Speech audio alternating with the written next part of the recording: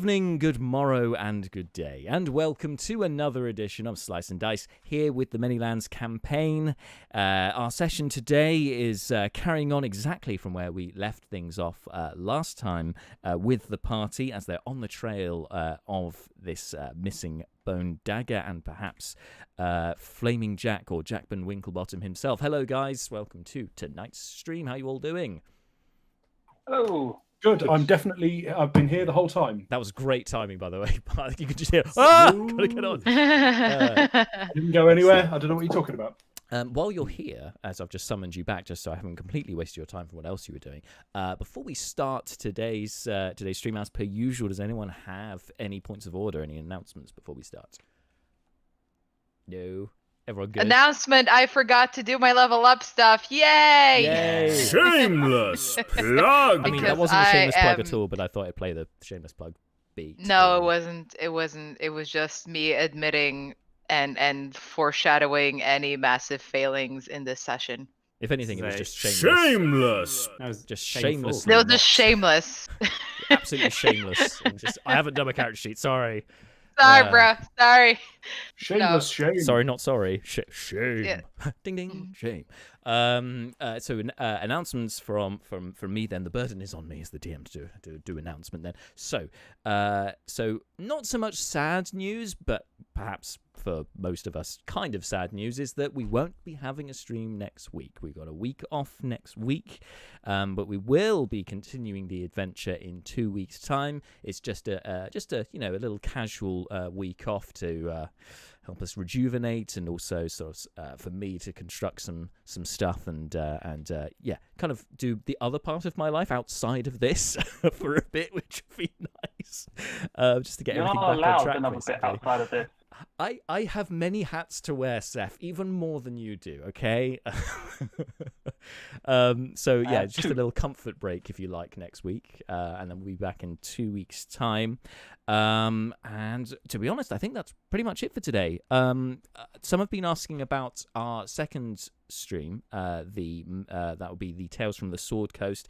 Don't worry, everyone, it is coming. It's just been trying to get the right moment to start off. As I said before, it's partially it was that we're in the middle of one particular quest line, and so to throw you guys as an audience in halfway through, yeah, you'll be able to pick things up, but it just would feel a bit messy and a bit all over the place. So it'd be a lot neater to start when we're kind of on the start of something new, but that should be coming. I think within the next I want to say next month we should be starting it live on the stream, so obviously later than expected, but there we are. We've also had a couple of changes in terms of the party as well. A couple of players have come and gone, so we've had to adjust for that as well, but things are falling into place and it will be coming to the stream before you know it. So just keep it here to be first to see it. So make sure you've followed and subscribed if you want to support the channel here on Twitch. We really do appreciate it.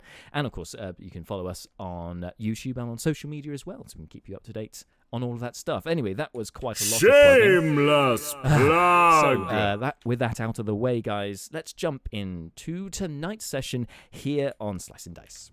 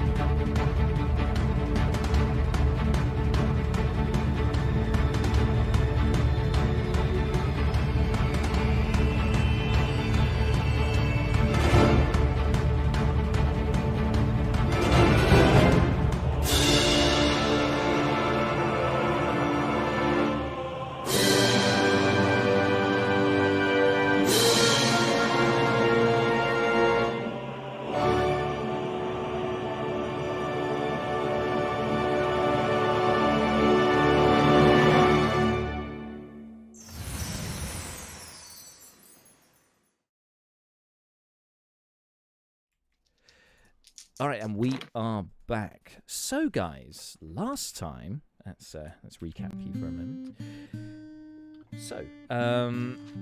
So while you were following the trail with Nibbles, who managed to kind of detect a kind of odor, it was a sweet but bitter kind of, as it turned out, a kind of aniseedy smell. Following from Flaming Jacks, the wreckage of Flaming Jacks, into Half-Light Forest. And as you followed them inside, unfortunately Nibbles started to lose the scent in and amongst all of the foliage. But fortunately, you have a venerable Dr. Doolittle in the party, being Leobrin, who befriended a very lively and erratic squirrel, Nutsy, who then led you to a horse creature, which it had seen in the forest, which Nibbles was also getting the smell of, and you were led to a small clearing where you found this creature. It was, in fact, a centaur who warned you that there was a possessed scarecrow in the forest, which, given everything that you guys have faced on your adventures so far, a possessed scarecrow really didn't seem like that much of a threat, and something you could easily deal with. And as it turned out, when it did appear, it was relatively easy to get over. But of course, what you weren't expecting was then to have the earth elemental appear behind you out of the ground. In fact, the creature that first was come across by Seth way back in session 1, when it destroyed the prison wagon that he was in and abducted Royston the Bag, the halfling who you later found in the prison inside Korak. Who put you kind of onto this trail of the dagger, for it was he who was asked about the location of this dagger in the first place by the Red Mages. Is there a connection between the Red Mages and this earth elemental that seemed to be summoned and appeared before you? Perhaps. The centaur, as you learned, name was Florian, also spotted 2 individuals moving through the forest earlier that day. One was the forest guardian, and the other was a smaller figure, which you've drawn your own conclusions as to who those be. You suspect, from what we gathered last time, that this may well be Jakben, Flaming Jack, the owner of Flaming Jack's Bar and Grill, with the bone dagger possibly. And the Forest Guardian possibly being Greenblade, the ranger who has told you before that the Half-Light Forest is really his terrain, and he's been the kind of warden of the forest since you've known him. Anyway, so you overcame the scarecrow very easily, and then ended up turning your attention to this earth elemental as it appeared before you. And again, it was due to some good tactics, some good rolling, and so on. Actually, despite the slight hobblement on some of your party due to some intervening by the gods, thanks to fate dice, you managed to overcome the odds and overcome this earth elemental relatively easily. I think there weren't any major injuries to the party. I think Brucon took quite a lot of damage, but nobody went down. And heroic stuff. Well done. So anyway, then it was to heroically got punched in the face a lot. You got punched a lot, but you know what? You took it like a champ. That's what I'll say. You took it like a champ. So anyway, you then had to get back onto the trail for this dagger, and although finding a trail in the forest proved ineffective, you did again. Leobrin came to the rescue, befriending an owl, which then turned out to be a wood pigeon later, who could only speak in rhyme, who also led you out of the forest on the trail of these 2 individuals. And as you came to the edge of the forest, noting the hour, that it was now about 7 o'clock, it's basically dark at this point. You're in dusk. You've elected to short rest on the edge of the forest. So, if you're all looking to take a short rest, first of all, fleeting look. Can you make a Constitution saving throw, please? Yes. Thank you. I keep forgetting. Easy to forget. 17. 17. All right. As you feel the light of the moon upon you, just through, although it's been raining today, it's been murky, you can still feel its presence through the clouds. And for a moment, you feel this primal, bestial rage inside you flare up, but you manage to temper it and keep it in check. You don't succumb to lycanthropy during this time, so you keep it at bay for now and possibly for the rest of this evening. Well done. As for the rest of you, who is short resting and who is not? Is Brucon is so keeping watch short on resting. Yeah, I thought you would be. Neris, I'm pretty sure is Neris as well. Cause... is short resting because she feels a tingly feeling. It's that moment when you feel that this white light coalesce over you and level up appears on the screen, and you're like, Just suddenly more HP. Give me a moment. I got this feeling I need to allocate skill points. I'm sorry, what? You get more HP on a level up? Yeah, what? What is this nonsense? Although one of my favorite moments for this entire campaign was when we had oh my god, his name was the character name guest. Well, the Howland. Howland. There we go. Yeah, when there was a really tender moment with his daughter. Yes. And he was like, "Oh, I think I just lost 1 HP." Yeah. Yeah. 1 HP field damage. That was a lovely moment, and yes, go check those out if you haven't seen it already. All the episodes are up on our YouTube channel, so go and check those out. I think it was back in episode 20. I think he came in about session 20. I want to say around that time. Yeah, some good stuff, guys. It's when I came back, so that would have been January for that particular moment. How time flies. 6 months later, here we are in July. We've been doing this for a year, by the way. this campaign. It's crazy. We've had breaks, but like, wow. And you're all level 5. So 4 years to go. 3 years to go, and you get to level 20. Brilliant. Gore! Really, only 3? Really? Only 3. So guys, anyone else have anything they want to achieve during this short rest? What are you guys doing? Resting. Regenerating spell slots. I mean, at the top of the short rest, Malar will bring Brucon up to half health and get his channeled. Oh yes, good call. Yeah. Okay. By all means, do that. Well, Brucon's healing on the short rest therefore falls into the category of massive overkill, because I rolled 4 hit dice and got 42 hit points back. My max is 53, and it turns out that I only needed a lot less than that. So Brucon is super healthy now, and I believe, Jack, that we've had clarification that Brucon is no longer trying to think with punch people with his brain. Yes, and think with his fists. Yes, so the effects of last week's session, the fake dice, thank you, Judge Lazarus, for that, is now dissipates with the short rest. So you're. I mean, I'm not going to say definitively that is not how Brucon works by default, but yeah. Anyway, cool, excellent. As Marshall said last time, it's not like you can go, I punch with my dexterity. Like that's not how life works, but it works with that. Anyway, we're back in the room. Back in the room. All right. Yeah. Let's roll some different fake Actually, dice. my stunts rolls were good last time, somehow, freakishly. Stunts. All right, so you guys complete your short rest. Another hour passes by. You're definitely into the evening now. And obviously with the fading of the light, though most of you had dark vision, it's going to make finding this trail again for these two individuals that much harder. What is it they searching by smell? That's true. Searching for tracks would certainly be harder, and obviously with smell over time, it's going to be more difficult as well, as that smell starts to fade too. But that's a good point. That you have been following your nose quite literally, a bit more so. What is it? How do you want to proceed? Do you want to continue this trail, or do you want to give up? What do you want to do? Last time, I believe, we left off having spotted some torchlight or something in the distance. That's right. Yes, it looked like a settlement of some variety, some distance away. Yeah. So one thing to do is to figure out if the trail appears to head anything even vaguely resembling the same direction as the light. That's a very good point. Yeah. But Brucon is very much not a trail findy person, so I now, having come up with this brilliant idea, I'm now going to give it to someone else. I think we established last time that nobody in the party is actually survival proficient. So Nope. tracking is a difficult one for you. We guys. do not survive. That's true. So it's basically down to me and Malar as the default wisdom people.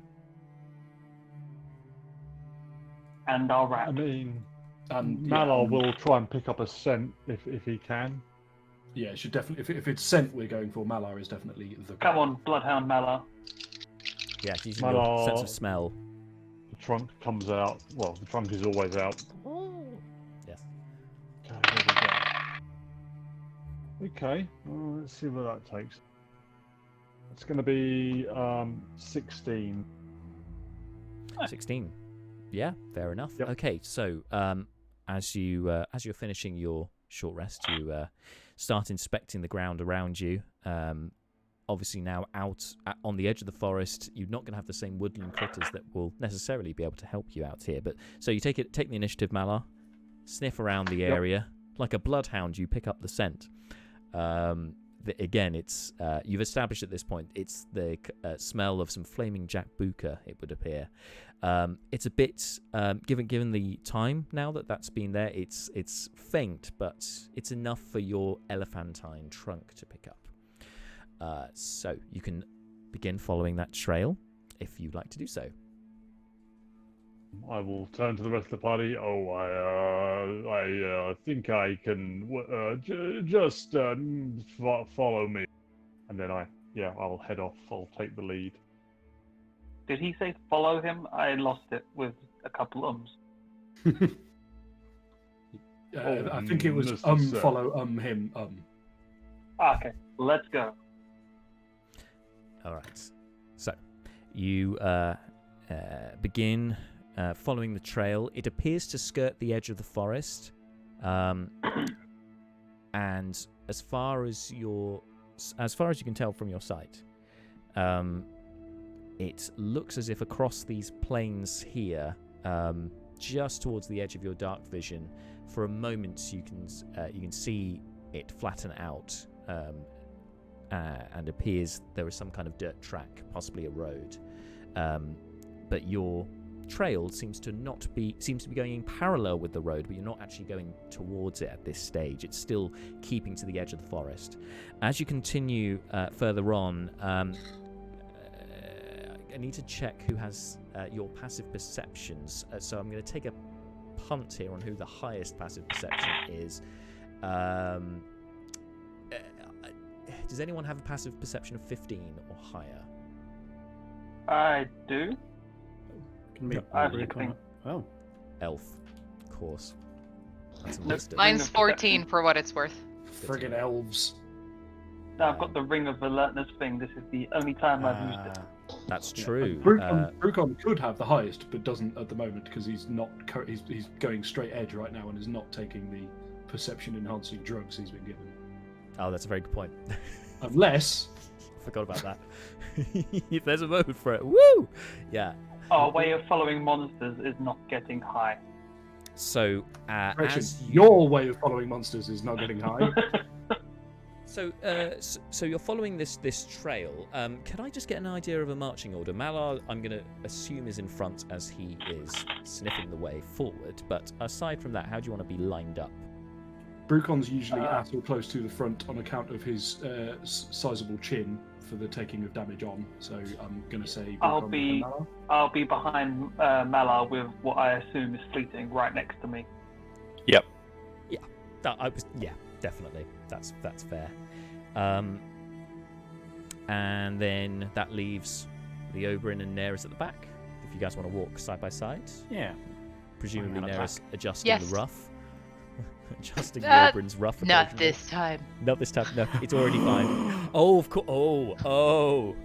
Yes. Someone of else. course. Someone else fixed my ruff, Jack. Yes. That's right. That's right. And I can't even look at him right now. Can't even look at them either. I can't even look at the rough. I can't. Can't even. Some other woman's mending was on there, and I. Well, it's not a turn I was expecting from the young elf. All right. So, as your Best roleplay ever. indeed. So, as you've been following the edge of the forest, first giveaway for you guys that something is not quite right here. Is that, well, it's Seth. It's Seth's ring of alertness going. I'm going, alert! Danger! Alert! And it should have done it in every encounter, but I kept forgetting. But today, it's the first warning sign you have. Alert! Danger! Alert! And that's followed by a squawk. The crossbow. Draw the crossbow and you hear it. It's similar to a chicken, but there's something a bit more guttural, kind of. It's a bit more saliva in there. It's a bit of a grosser sound than that, but it's one that you recognise. There's a bit of trees to that. There's a bit of a treese in there with the cockerel sound. Yes. Can everyone roll for initiative, please? Yeah. I'm really worried about Mike's cutting out at the wrong point when trying to say cockatrice. We'll have to be very careful and just refer to them as trees. Being attacked by a cock Oh, yeah. of trees. And in fairness, if it just says in this context, a cock as in a cockerel is totally fine. Call it poultries. We'll just call him a scramble. Just move on. Sorry, Okay, guys? Just psychic move on. damage. I did say earlier today on socials about whether the puns would kill Marta today. I guess we'll find out. Let's just Stay call them tuned. what they are. There's a scramble coming towards us. There we go.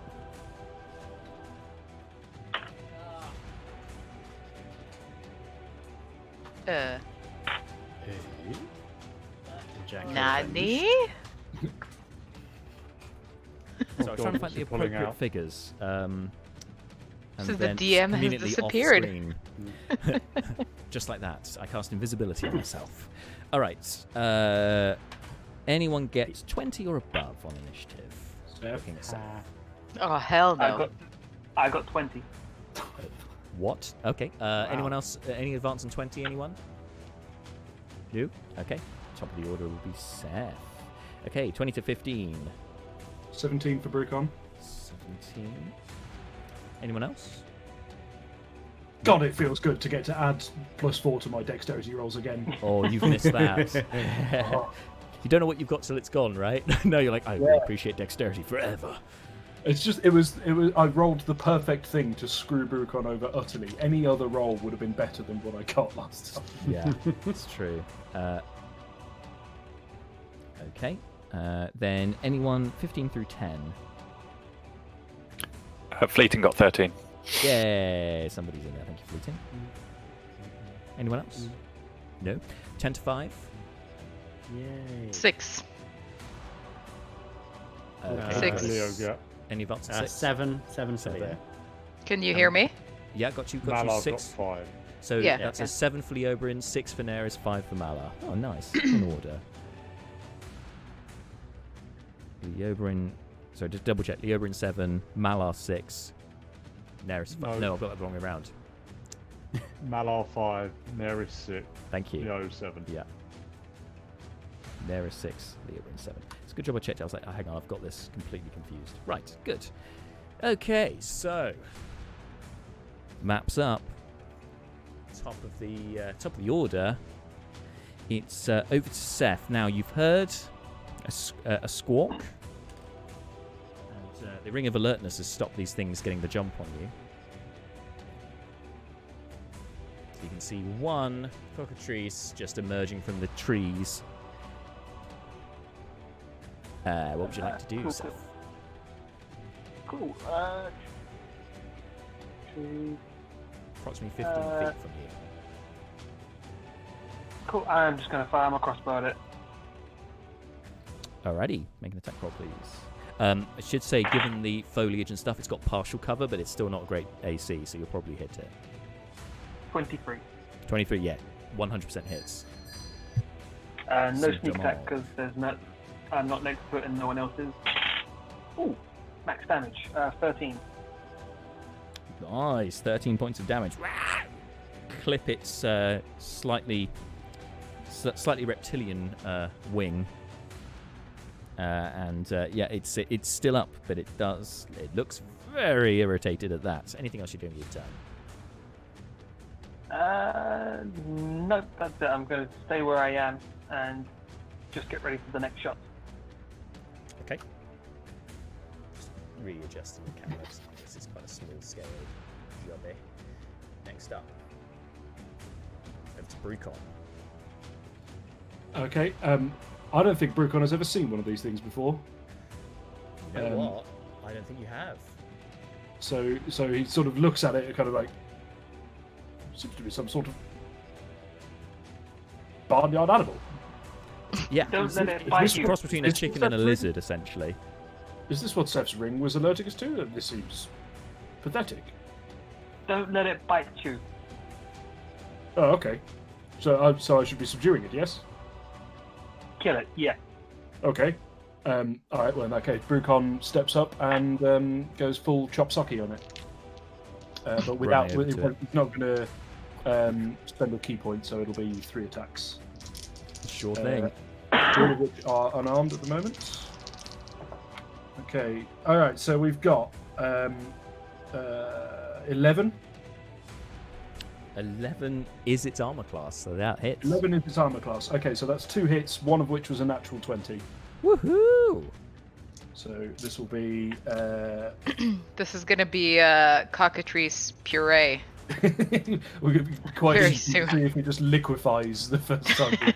Would be very so useful for that's- making that balm. So this is 12 plus 4d6 because one of them doubles. So okay, it's 8. 23 damage. Okay, describe to us how you destroy this cockatrice. Just steps up. First one is a kick to lift the cockatrice up to around about Brucon's head level off the floor. So sort of like volleys it upwards like in a football situation, and then double punch through it. Just a cloud of feathers appears where cockatrice previously was. Note the few feathers that it has, yes, poof up, and it's kind of sinewy punch into it. You really feel it almost feels moist, the skin of this thing. It is quite gross as you connect with it. But of course, focusing your fire on the one here, you don't notice that its friend has been lurking in the bushes next to its position, and it leaps out to attack you as its reaction. It was ready and waiting. But I rolled an 8. No, I rolled a 3. So I'm pretty sure a 5 is gonna. No, a 6 is gonna miss. Yeah, But so it's Brucon there. catches it out of the corner of his eye and just sort of moves the bare minimum necessary to not get hit. Marshall gesticulating there. I was hoping that you were going to say "clever girl." Oh, sorry. No, Alas. no. I don't think of Brucon as Robert Muldoon, but I will from now on. Very good. All right. Next up, then, it is the cockatrice's turn. So that was its reaction, but now it's its actual turn. And yes, it is going to try again on Brucon in a furious rage, since you have killed its life partner. My wife! No! Only an 11 to hit, I'm afraid. And really, before it should have had advantage, I realised, with that 3. So I'm going to redact and give it advantage now. Sorry, Brucon. So final hurrah of this one. I rolled an 18 on the die, so 21 to hit. Yeah, that's it. All right. A d4 plus 1 piercing damage, but you would also need to make a Constitution saving throw. You take maximum 5 points of piercing damage. Sorry, Brucon, you're just taking all the blows in the last day, I suppose. These things happen. Right, 5 damage that he's taken already, yes? Yeah, 5 damage and then a con save, please. And a con save. Con save will be... oh dear, that's 6. Oh no. Okay, so at this, as it nips into you, you feel you feel yourself tense up. Your bones just seem to freeze in place, and you look down and you see your feet are rooted to the ground, and stone is starting to appear in place of your feet. You're currently restrained, and you'll need to repeat the saving throw at the end of your next turn, or else bad things will happen. So that is with that being the case, that thing's nipped into you. It's still hanging around near you. It's not going to leave its dead partner behind. That's the end of its turn. Next up is Fleeting Look. We said don't let it bite you. One instruction. I'll walk up to cockatrice number 2. Sidle Oh, the over. possibly. And I will try and hit it. Okay, make an attack roll, please. 10. 10 in total, unfortunately misses. Boo. But you're level 5, you get to do it again. Oh, I'll do it again.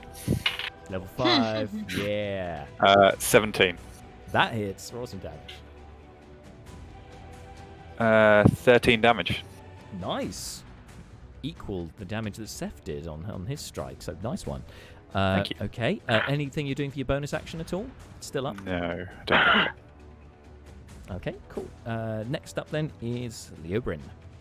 Hello. Hello. We can see Brucon's feet going to stone. Yep. Is he within? I assume he's within walking distance of Leobrin. Yeah. Leobrin 15 will walk up. Will walk up to Brucon, and how did I do this last time? Oh yeah, it's a tiny cloak. I won't do that this time. I'll just with my magic wand, I will tap him, and I will give him resistance to the next saving throw. Good D4 call. to the next saving throw. D4, yeah? Yeah, Splendid. as long as you're willing. It's one willing I'm creature. very willing. Some might I say mean- 2 willing. That D4 can make a massive difference on this save. Really could. More so. Wait, yep. Anyway, anything else you're doing, Leobrin? That is an action and most of my movement. I mean, if I'm in the way of other people launching attacks at the cockatrice, I'll try and move away. But if I'm also within, if I'm going to get an opportunity attack, I'll probably hang around. No, you're good. You're behind Brucon, so you're All right, out of harm's way. I will shuffle back a few steps. Yep. Okay. You're all good. Sidle out of the way of fire. Excuse me. Next up is Literal conveniently is the fire starter, the twisted fire starter that is Neris. Remember, you're still on the edge. The cockatrice is within a forest, so up to you. You were warned by Florian not to use fire in the forest, but it's your call. Sorry, Bart, I'm you're going muted. to take. Also, please don't use a fireball while I automatically fail all the moves. Very good Gas point. fireball! Yay! Just level the whole thing. No, so uncharacteristically, I'm going to show great restraint and take my bow. And am I in direct line of fire of it? Can I? Because I can't see from the camera. You are hidden behind everyone actually. Yes, Yeah, you but have got I have a line of clear sight shot. on it. Yeah, you got line Okay. of sight on it. It's got partial cover because of the foliage, but yes, you've got a shot. Okay, so do I roll with disadvantage or? No. It just means it has a Okay. slightly higher AC than normal. Okay. Let me just quickly go here. I want to see. I keep forgetting where I can see. There we go. Attack. That's. Fuck. Full I don't know. attack. That is 11. 11 is exactly what you needed to hit. AC 11. So yes. Yay! Roll some damage, Okay. please. So I'm trying to find on D&D Beyond where the hell my bow is, so I No. can see. It should be on your equipment. You've probably not got it equipped. So you've got it in equipment, you just need to press the button to put it so you can Okay. see the attack. But basically, the Okay. damage It'll should be be a plus your D8 dex. plus your dex modifier. Exactly. Okay. Just a So regular D8 longbow. plus. There Plus we your go. dex modifier, which I think it's plus 2 2. for you. Yeah. So that's 6 plus 2. That's 8. Nice, 8 points of damage. It looks wounded as you I shoot get a this one squawk? in a similar fashion to how Seth clipped the last one. You shoot its wing, and it roars out. It's not happy Yes! with that. They're clearly in a lot of pain, but still alive. And I just- nonetheless. Peek from behind that tree. I'm guessing I'm behind. Just go like. Yeah. Yeah. And just go back. Just keep hiding because this cockatrice may have ranged attack, so it's a good Yeah. idea. Finally, bottom of the order, Malor. Mana will take, as free object interaction, shuffle the torch from his hand into his trunk, and then he will gesticulate at the cockatrice as he casts Toll the Dead. Of course, I need of course a you do. wisdom Yeah. save, please. Wisdom save. Actually, cockatrice are surprisingly wise, so we'll see. But then I rolled a 4, so that's definitely a fail. 5 in total. They challenged us. They're not wise. Okay, here we go. They're not worth. 2d12. Ho, ho, ho, ho. 15 points of necrotic damage. My God! Right. As a warning bell, ominously tolls. You'll hear the dong. You can see the cockatrice start to shake and quiver and spasm and frothing at the mouth, and suddenly blood is coming out of its mouth, and it crumples to the ground, writhing before just suddenly lying still, lifeless. It is dead. And with that, the area goes quiet once again. It appears the immediate threat is over. The ring of alertness stops shouting alert. So for now, it seems you're in the clear. Well done. Go team! Well done, everyone. Run over to Brucon. Brucon and make sure Is he he's still- doing okay. Yeah, did Brucon have to make another saving throw? Yes, you do. One more saving throw, please. Okay. With the D4, thank you, D4. Leoberin. Okay, 14. Yep, that's all you needed. So you succeed, and with that, you manage to. I Keep the wish effect of I wish pain. Marshall to know that I rolled an 8 on my D20, and I'm not at all convinced that the D4 was not the difference between success and failure there. So thank you. Thank you. Yeah, the Thank you. DC relatively it was only 11, but still. Oh, okay. It That's was why it was made a very big close. difference. It was very close. There was not a lot in it there. That's what I mean. The D4 could make a massive difference on that. So good thinking. Anyway, with that out of the way, you've got 2 dead cockatrices now at your feet. What would you like to do, guys? I'm going to gather them up and tie them together and say to Mala, we can unfreeze her now. Oh, my thoughts exactly, sir. Great minds think alike. Oh, I'm going to remember this compliment. I don't get many of them from Mala. Oh, Mr. Kosev, don't be so hard on yourself. Oh my God, 2 compliments. Okay, best day ever. Let's go kill someone. Right. Wait a minute. Nearest is gonna go pick up the arrow if it's still there. Sure. Yeah. I'll tell you what. So normally with ranged stuff, basically you get half your ammunition back at the end of the fight. As you only shot 1 arrow, I will say roll a d20. So I was like, give it. No. I mean, I could be nice. 14. yeah, you get it back. It's fine. You Okay. managed to recover it without snapping the arrow. That was the clincher there. Was whether you could retrieve it. without Brucon breaking. is dancing around, kind of skipping a bit, going, "Oh, they work again." But when turns to Seth and goes, "Now, I want to be absolutely clear here. Our mission is to rescue Jakben Wigglebottom. Just you do kill understand the that, don't you? things chasing him. I thought we did that already with the. Oh no! Wait, no, there's Damon. No, never mind. Sorry. Yes, let's go kill. Yeah. There we go. And gonna with put that, face with in that, his hat. as she puts her arrow back in her quiver, she does a little spin and back in the quiver. She's like, "Let's I'm gonna like put isn't like the- face. Let's do this." I'm gonna hang the cockatrices on Horsey's saddle, Mhm. and let's go find Damon. Are we still on the? Who's got the way? Who's got the path? Mala? Mallory's going to try and pick up the scent again. Yep. Make the same perception check then, please, with your advantage for Loxodon's sense of smell. 22.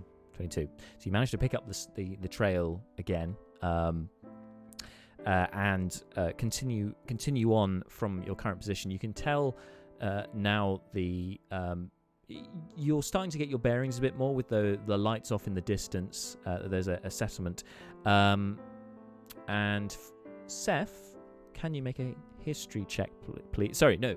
Make an intelligence check and add your cartographer proficiency to that. Yes. What am I making? Intelligence, you say? So intelligence, yeah, and then add proficiency for your cartographer supplies. Cool. Cartography supplies. 19.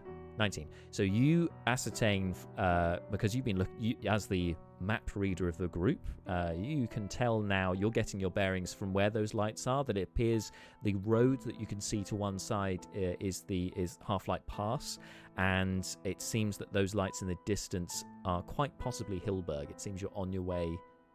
Although you're heading in a similar direction, although not directly towards Hillburg. Okay. I'll relate it to the group that we're nearly back at Hillburg. So you Hang pick on, up which one was Hillburg? Have we been going towards? So we're going towards Hillburg. Are we heading more northward towards the mountain or more southward? You're heading southward, so you're still following the edge Okay. of the forest. Cool. At this time, you're kind of walking parallel to the road. What's troubling for you, Malar, is as you continue on this path, you have a very strong smell. Like you pick it up stronger than before of that flaming jackbuka, and then almost as if you've walked into a new space entirely, the smell completely disappears.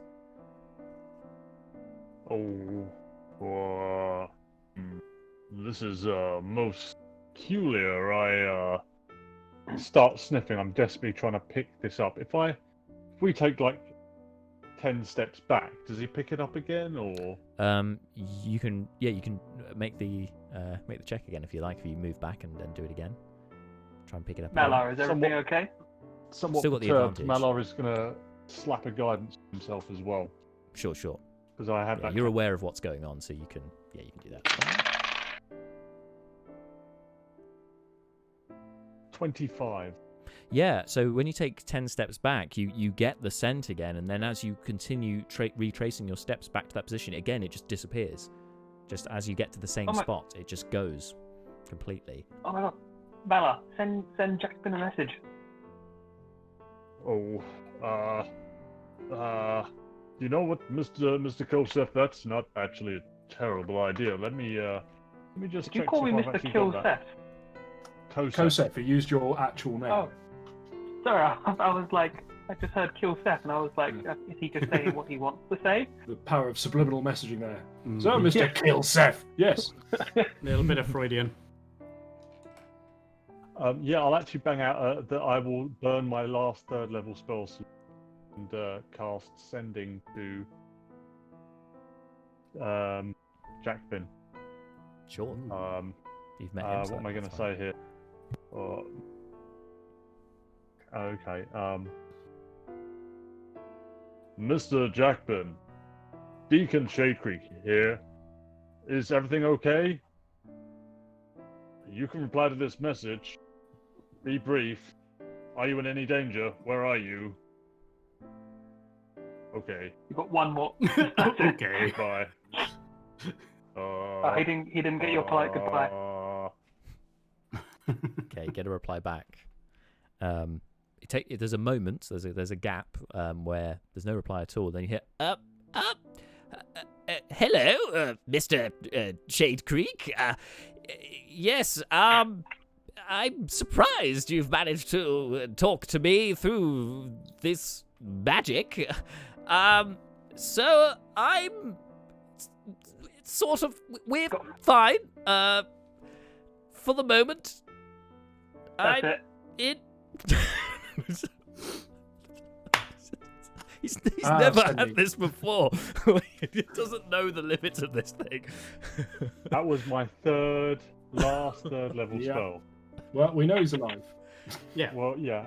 Malar 25 will relay word the limit. fact that he is alive and that there is some magic foot, and he looks Sorry. back at Neris and is like, Ms. Neris, are you able to detect any arcane tomfoolery? I don't have detect magic anymore. I meant just if you could sniff it, but then probably also then goes, Sniff it? Mr. Leobrin, do you Yes. pick up any magic strangeness? Let me just have a look. Bung. Bang. Yes, you do get a ping of magical tomfoolery in the hunt area. for Jakben Winklebottom. Fucking, I completely murdered that. The hunt for Jakben Winklebottom is what I was trying to say. Okay. Yes, let me just look up what it is. You do get a school of magic as well. It appears that there is some kind of spell that was used in this shenanigans, and it would appear that it is an abjuration magic that you're getting. Some kind of shielding. Some sort of warding of some variety is masking their path, so it seems. Mr. Leobrin, is there some sort of a boundary to this effect, or? That is a good question. Can I see where this is? You're just getting it in the immediate area around you. It seems to be masking your vision of outside of. You're not getting an actual path. It seems to be all around you in this space. Okay, I move out of the area and try and look back at it. Okay, now you are getting some kind of. It's very hard even for you to pick up with your detect magic, but there's definitely the remnants of some kind of trail. Just like it almost dances like smoke in your vision, just wisps of it. It appears to be heading in a direction which you can follow, just about. Okay. Yes, it's not a bubble. They seem to have masked their tracks magically in some sort of consistent manner. I think it's going this way, but it's very fuzzy. What direction is being pointed out here? Is it towards the city or away from it? So it seems to be running in parallel with the road still. So it's not directly going towards Hillburg. It actually seems to be going, just following the trail, kind of further in the southeasterly direction.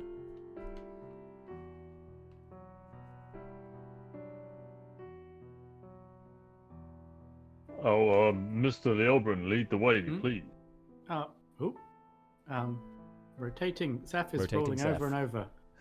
No, it's okay. I think he's experiencing technical difficulties, which he's trying to resolve because we've lost him from the voice chat. Yeah. Aha, no worries. Thank you, guys. Yes, Leobrin will attempt to lead people in the direction of the smudgy magic blur. Okay. So, due to its faintness, despite your detect magic, you can start following it, and you do so. But I'll need you then to continue. You'll need to make a perception check. Oh, good. It seems to be a bit elusive. So good at those. 11. 11. Okay, so you get the you keep following the trail, and you do manage to keep a hold of some remnants of a trail until you come across a group of saplings, very small trees. They seem to be have been deliberately planted in rows in this area. It looks like some great care was taken in this area. And beyond, with your dark vision, you can just about see that there is a building not too far away. At this point, you also gauge that Hillburg isn't too far away either. It's kind of just across the road from you guys, actually, as it goes. The torchlight that you can see, it appears to be within a mile of this position. You've kind of been following this trail for some time, and you're now back towards Hillburg. So yeah, you can see some sort of building that's on the opposite side of the road to Hillburg itself. Leobrin, you can make a history check if you would like. Sure. Oh, I'm trained in that. That's okay. Okay, I'll give it a try. 20. 20. Right. So your perfect recall of Hillburg means you remember that actually there is a kind of lumber yard on the outside of the town, on the other side of the road. This would seem to be the kind of place, although having more trees planted at a lumber yard seems a bit strange.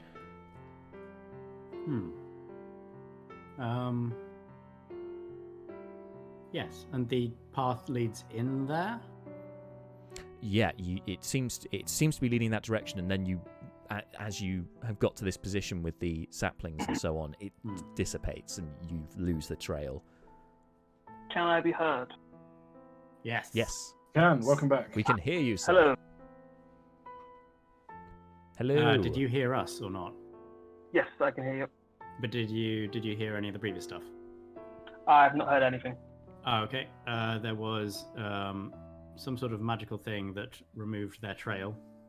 Used detect magic to follow it. We're now at a place which is... What could that spell be? Marshall's like, I know exactly what this spell To is. help them pass through an area without trace. And Without now we're trace outside either. what is... and we're now outside what is apparently a lumber yard that we remember. Except there are newly planted trees and the trail has gone cold. Cool. Was it Greenblade that did it? Like, are they if they're hiding their trail, why would Damon do that? He wouldn't cover their And- track. I don't know if Jakben is magical. Do we know if Jakben is magical? He's never Well, he's demonstrated with- any magical ability to you. He's with Greenblade. Yes. So, that's good. We should probably... I mean, if it stops here, do we assume that here is where they are? Should we just yell out? Call for them? Let's... At that point, Malar just takes the initiative, slaps on thermatargy, and bellows at the top of his lungs. Oh, Mr. Jakben! Hello! In response to that, Brucon moves a little distance away from the rest of the party. Mm-hmm. And I use minor illusion to make it go in exactly Malar's voice. And Mr. Greenblade! Like, Malar, don't forget him. At this, out of the darkness ahead of you, where the where you ascertain the lumberyard is, those of you with dark vision see some movement ahead. Don't quite get a gauge on who or what this is. Seems to be a large, sort of, something about maybe 7 feet tall, maybe slightly more. That is Seems to neither move. of them. Then suddenly a torch catches light, and you can see a very large gentleman. It appears to be, for those of you who some of you will be aware, Leobrin would be aware that this is a furbolg. In fact, those of you from only really Leo. I think out of all of you, Leobrin is probably the only one who would know what a furbolg is. I think the rest of you, they're quite rare in Burikrin. Equally in Kothar and Isk, they're not commonly seen. They are more forest dwellers, really. More common to those to the crowflies, but none of you are from there. Anyway, so he has kind of grey-blue skin, very hulking physique. He's typically broad, with the some bright blue eyes that twinkle out in the torchlight, and seems to be wearing a burlap flat cap on his head, which kind of is accentuated by the light of his torch. He's got a very broad pink nose, a large brow.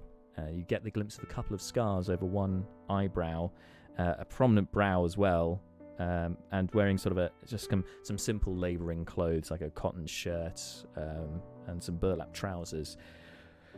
Friends, is everything all right out here? Greetings.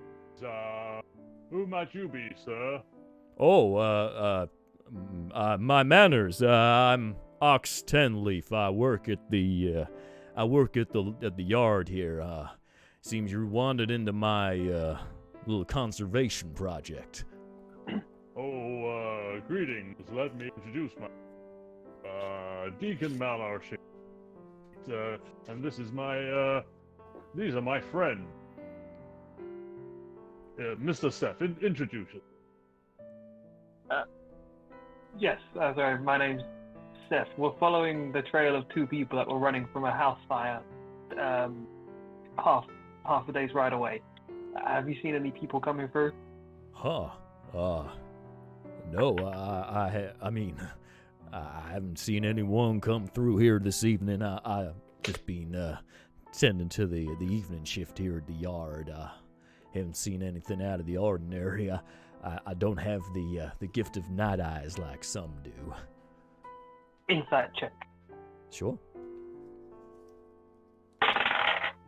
Ooh, 19 on the dice.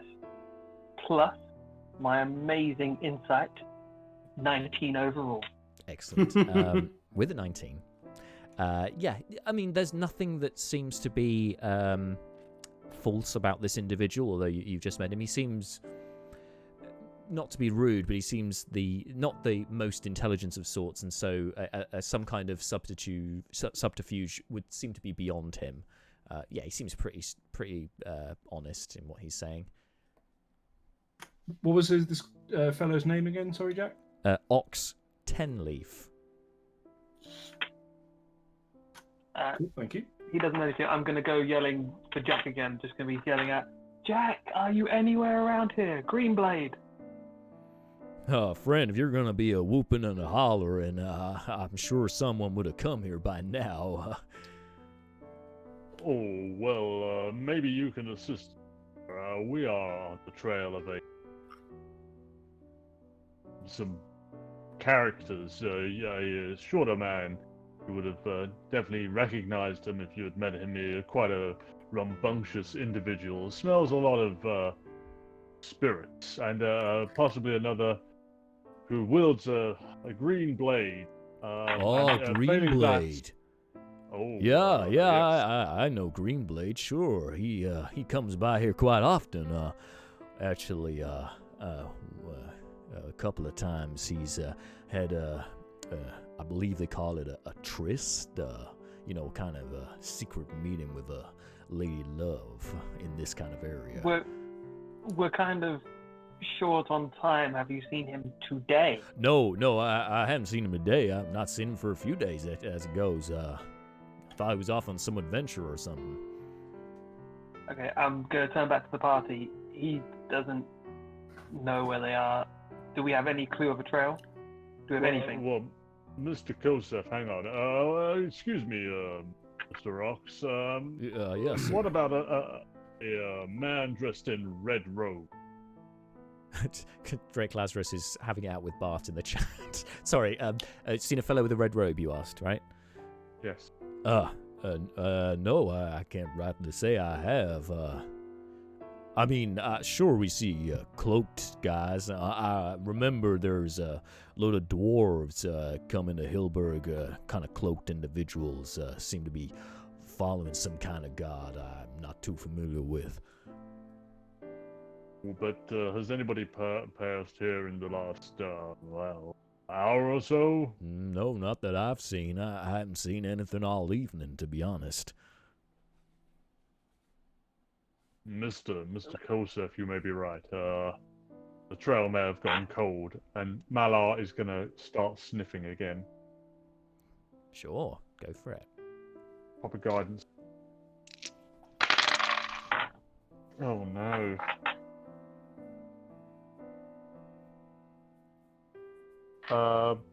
That's going to be 16. 16. All right. Sniffing around this area, for a moment you think you got that faint aniseedy smell, and it just goes again. You can't get a bead on this one right here. It seems that some of the smells from the lumberyard, ones that you would expect from the wood shavings and so on, seem to be interfering with your clear smell, and obviously time has been a factor here as well, as it's clearly been several hours since they passed through this way. I guess Malar will turn back to the party and sort of be like, well, we've been following the road to this point, why not keep going? We could certainly do that. There might be an alternative option if there's something to observe of this trail. Has anyone spotted anything out of the ordinary as we were following Deacon Shade Creek? Did anybody notice broken ground or twigs or anything of that kind? Can we start making investigation checks to see if we can see anything where the trail's gone? Sure. Investigation or survival, either's good in this situation. And for those of you who don't have either, you can make a perception roll. So you got a choice of 3 on what you'd like to do. There's different approaches to what you're doing. 7. 16 on survival or perception. Cool. Whichever. Let's rock up a investigation since that's an option. Never mind. 6. Alas. Forget that. So perception was an option, right? Yeah. So 22. 22. All right. Just Future a Nook, fancy. what did you go for this time? Perception, and I got a 2. Oh, alas. Oh, sorry. And Mal's having the conversation. Anyway, so Brucon, you. So as you start searching the ground in this area, looking for some kind of trail, you do find one footprint. It seems that the rain has been kind to you in this sense, because the ground is that much softer. You do find it appears to be a shoed foot, smaller than a human, perhaps of one of the smaller races, so a dwarf or a gnome. Just the one footprint, and it seems to be heading. It's pointing in the direction of the road. And did Neris with 22? Neris with your 22. So you're percepting. You're having a look around. Obviously, it's dark.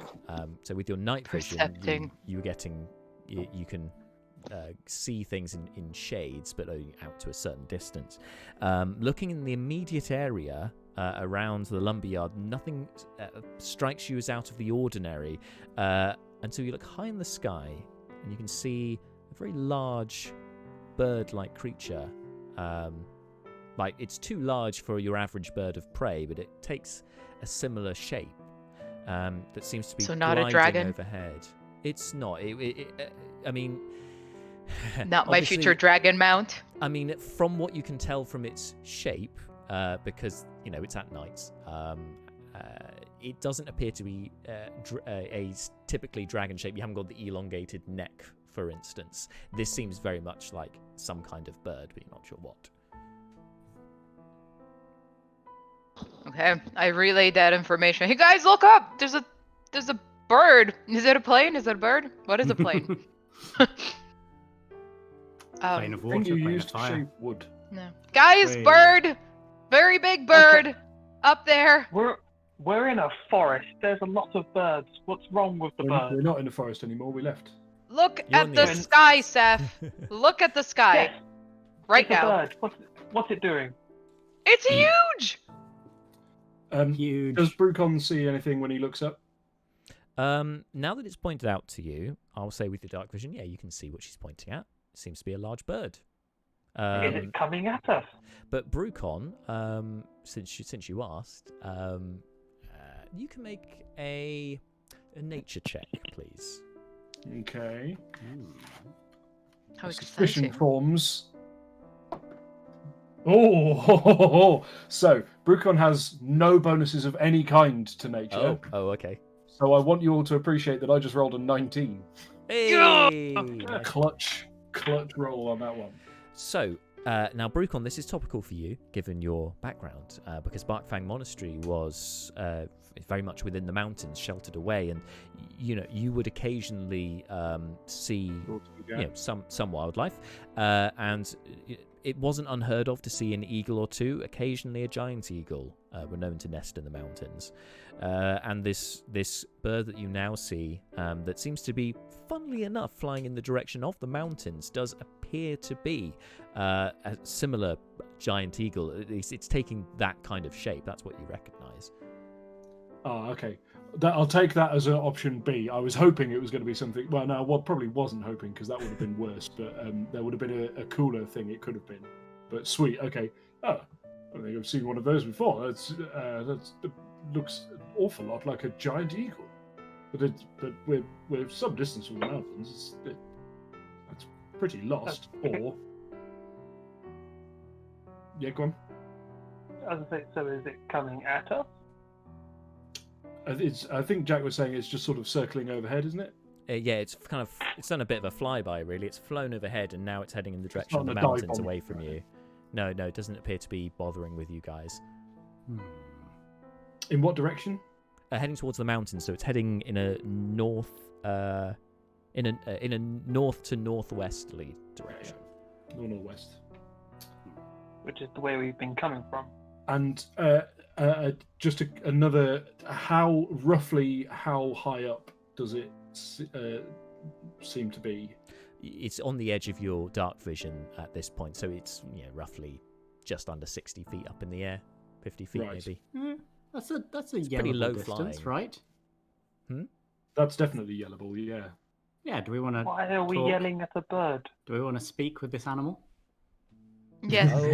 Oh, If what you're asking is, can I, Marshall, playing Lee Oberyn, speak with this animal, then my answer is, go nuts, man. Well, I just, if we're thinking it's interesting, Leo Brincast, speak with animals. okay. What are you saying? Excuse me. Hello. Big bird Call down him here. Mr. Bird. You see its neck kind of crane down towards you, and it keeps soaring, but it's just looking. It's not saying anything. Hello. You seem interested in us, so we are equally interested in you. Perhaps you have seen some things we could make use of. Offer him food. We'll give him worms. I think giant eagles eat more than worms. We'll offer him We have big worms. snacks. Mala, make your trunk look like a worm. We have snacks. You just as it moves further away and out of your range, Neobrin, you just hear it laugh. And continue flying. All right. I You probably did seem there was- interested in what we had to offer. Okay, so random bird that we didn't know. Let's go find the rest of the path. Well, he could have seen, or she, I don't know, the bird, the giant eagle could have seen perhaps where Jakben and Greenblade went, Or they could be on it. or that. It could be the long range getaway. But if it's on the edge of dark vision now, then my rough plan to try and get a clearer picture of what's going on probably wouldn't work. So we'll park that. So, do we have any other plan? Well, the other plan now would be following the road, because the footprint we found definitely led in that direction. Let's go, because otherwise we've lost tons of time. We'll never find them. Just as a point of reference, whilst this conversation about something in the sky has been going on, Malar not having dark, been fumbling with his bag. He sort of stuck his torch in off to one side in this, and he pulls out the lantern of revealing and gets that going, and he's just looking around to see if that's showing anything up. That's a good call. Yeah. Okay. So I'll say that with the Lantern of Revealing out, you can make your perception or survival checks with advantage, looking for tracks and so on, if you'd like to do so, Malar. Ox Tenleaf equally doesn't have dark vision as well, but obviously hearing you guys talking about the this eagle overhead, you hear Malar because you're in conversation with him. He kind of goes, there were, I remember my people. We used to make totems, and eagles were always on the top. Yeah. Sorry, what did you roll? Oh, I haven't done that yet. I'm just popping a guidance for myself as well, since we need all the help All the we help can you get. can get. Yeah. Okay, that's not shabby. That's going to be 24. 24, very nice. Okay, so with a 24, so you from the footprint that Brucon pointed out, you then are then casting your lights and looking further down in this direction, and you can see you pick up a couple more tracks that continue, as he said, towards the road. and I'm if you continue to follow it, you continue to follow Yeah, I it. shoulder my pack and start to. Come on, just come on. Just start to head off. We follow. Okay. So the trail leads to the road. You kind of come to the crossroads where you can either go left into Hillburg to the main gates, or you can continue following the road southeast, which, as you will remember from your travels before via carriage, would lead you to Oraglor and then on to Rundar, or if you wish to go further east, would then lead you to Hero's Landing and onto Delvator and beyond. Are we not seeing any direction from these tracks at all? With your lantern revealing, and with that 24, yes, you can see the tracks aren't leading to Hillburg. They're leading further down the road. You can continue to follow this if you would like. Okay. So I mean, Malar will, unless somebody calls him back. So you follow this. You can follow this for another mile. Just this time, it seems to be. It seems to be for small periods on the road, and then it diverts down into the kind of the ditch running alongside the roads, and you can continue following the trail there. It seems they're definitely trying to avoid being seen too much. And then after a mile of this, you then see that it crosses over the road and heads north into the foothills. Continuing to follow.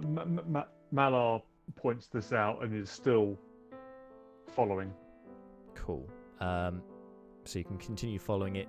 Just as you head into the foothills, the trail, it's getting a bit harder to follow the trail as you kind of losing it in and amongst the rocky outcrops and long grass and so on. So you can make another check with advantage, Malar, with your lantern.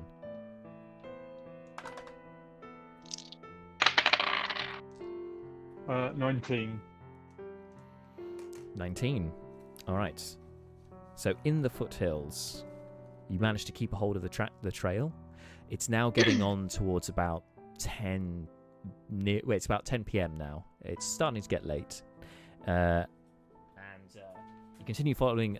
You somehow manage to keep a hold of your of the trail and keep following it, and it is heading in a northerly direction. You can feel the kind of the icy coolness of this autumn evening, kind of as the late hours are creeping in.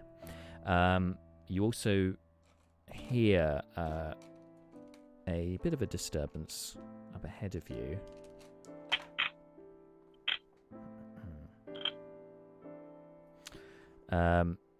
It sounds like... well, actually, make a perception check, should I say. You're listening. This is requiring hearing, so you can't smell with this one, I'm afraid. 15. For Brucon? 23. Okay, 23 is enough. It sounds like a pack of wolves, and it sounds like they have some kind of quarry that they are chewing on. I pointedly look back at Kosef. Oh, Mr. Kosef, be on your guard. Dogs ahead. I look at Fleeting and just make sure he hasn't turned into a dog. He's still Again. human. Is he? Tiefling. Say, when Tiefling. when did that happen? What?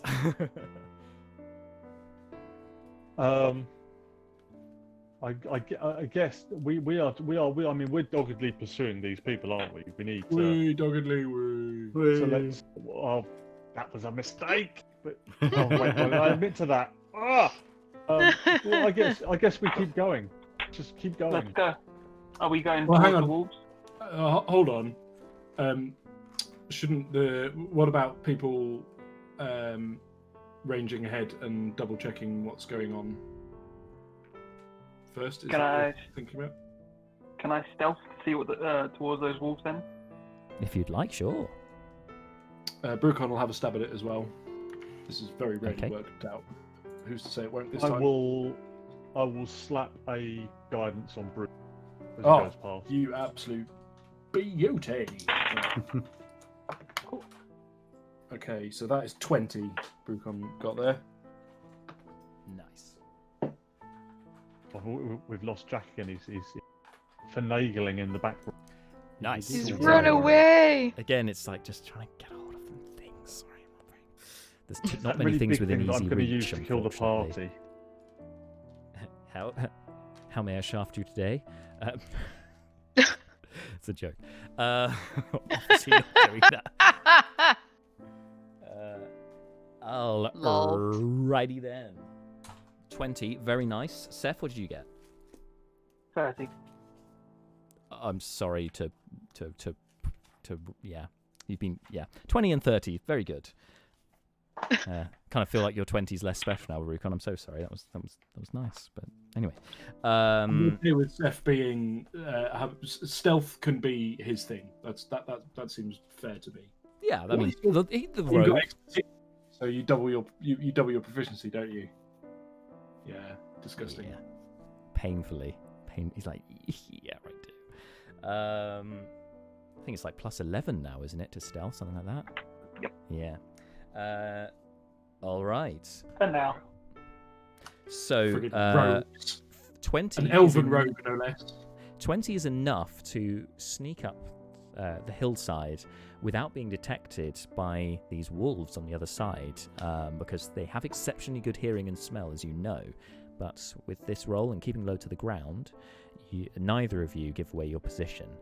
And you can observe with your dark vision now, there are 3 wolves, and it appears that they are tearing apart some kind of corpse, whether it's human, whether it's animal. It's hard to tell from here.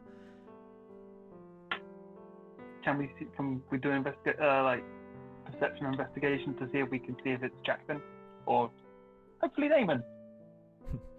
Perception seems fair enough. Yeah, you can do that. Whose face I will melt.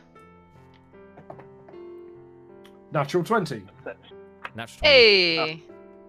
15. All right, Brucon. You recognise straight away then that this is despite the kind of the tendons and so on that are being pulled out, this is not a human. It appears that this is some kind of it's a deer that has been taken by these wolves, and they are chomping down on it merrily. Okay, Brucon, assuming that Brucon and Seth are not like next to each other because trying to be stealthy, Brucon will stealthily make his way towards Seth's position, assuming he has any idea where the head he is. Yeah, you're pretty close together Elven to make sure you don't get lost. And taps him on the shoulder and whispers to him, "We should probably go and fetch Leobrin, if you could see if he can converse with them. What you do that, and I can see if I can subdue one of them." You're gonna. How many are there? There's 3. 3. You want to fight them by yourself?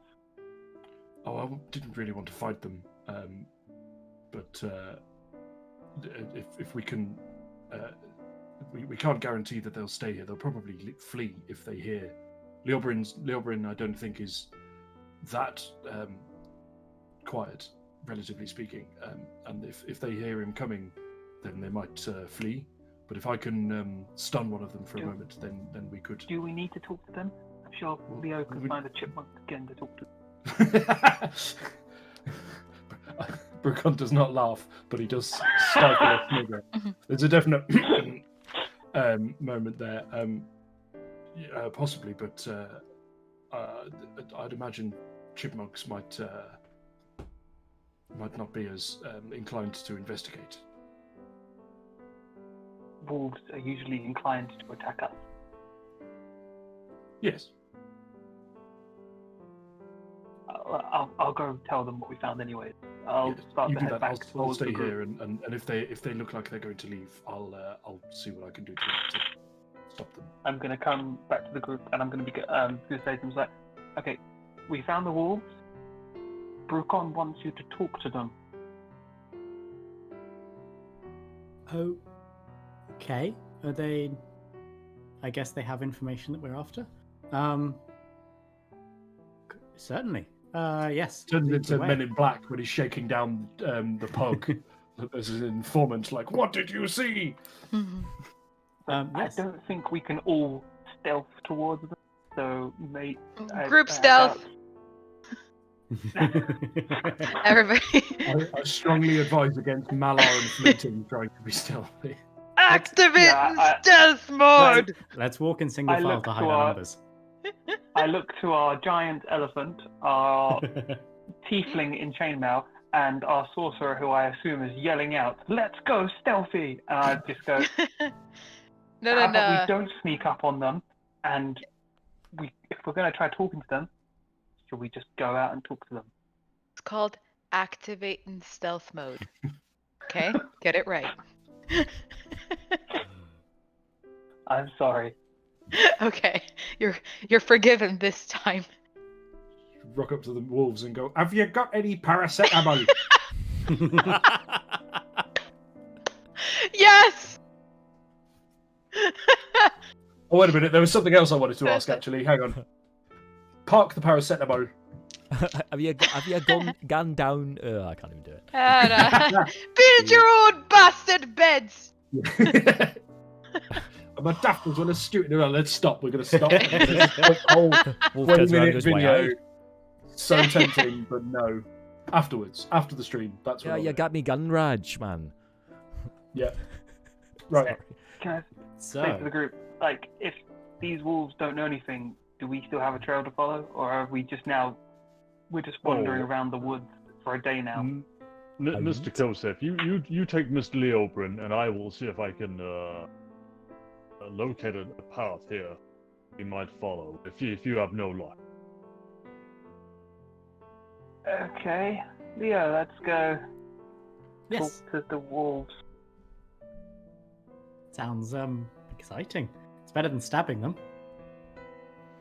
Is it Depends though? how well the conversation goes. Is it? So Right. You're leading Leobrin back up to position with Brucon, right?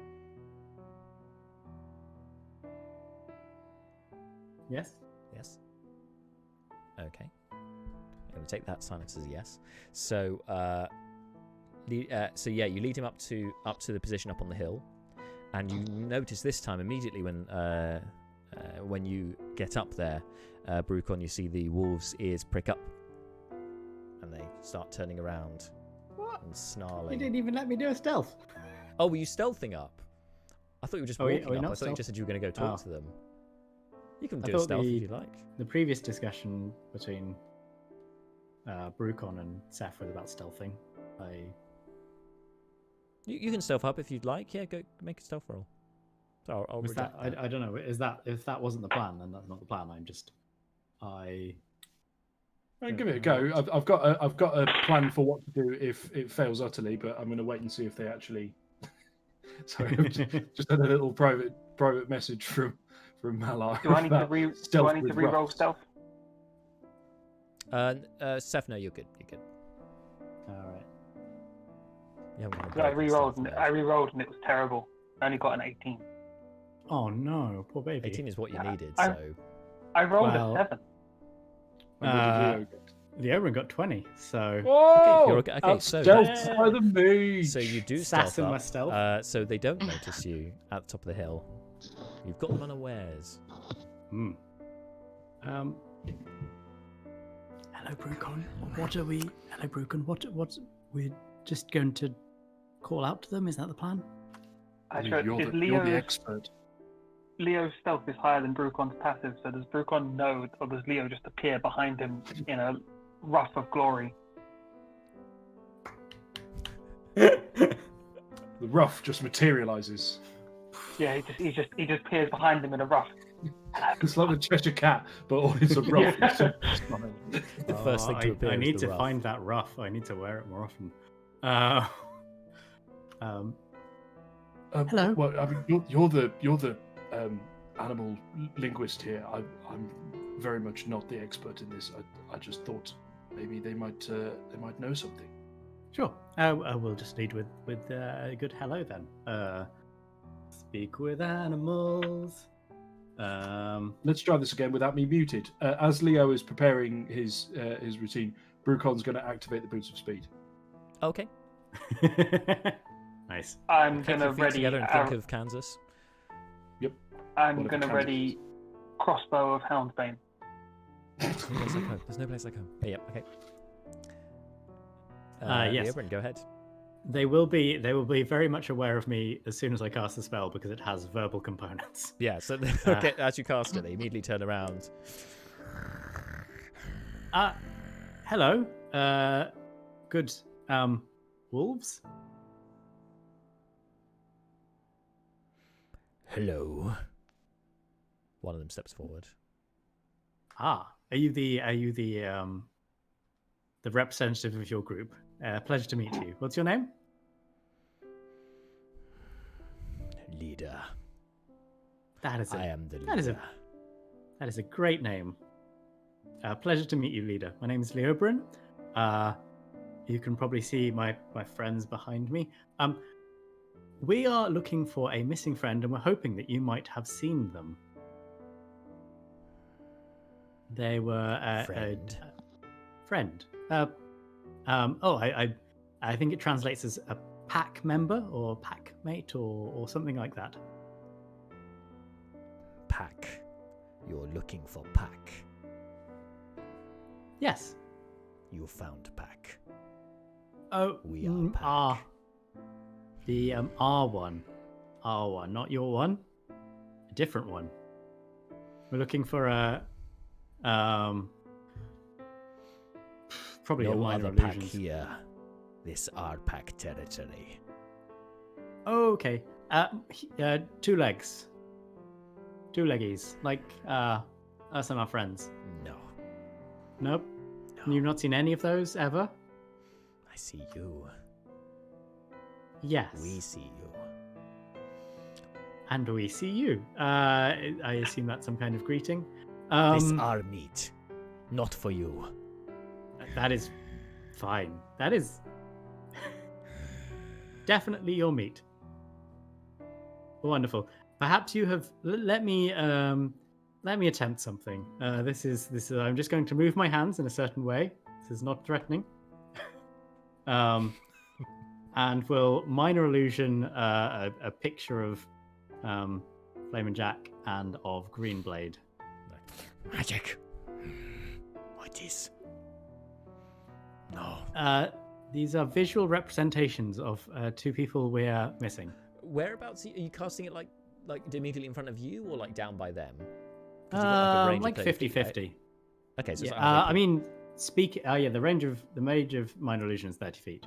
Yeah. Talking range can be whatever distance. Yeah, so I mean, because you're about 30 feet away from them, so you're dropping it Oh, kind okay. of on them. 15. the No. middle. I'm not gonna like launch an image directly into their faces. Anyway, it sees Good it appear, way. and they immediately start moving up to it, just padding up to it and sniffing around the area, like confused as to where this thing has come from. The leader looks up to you. What is this? This is a picture, a visual representation of the people we are looking for.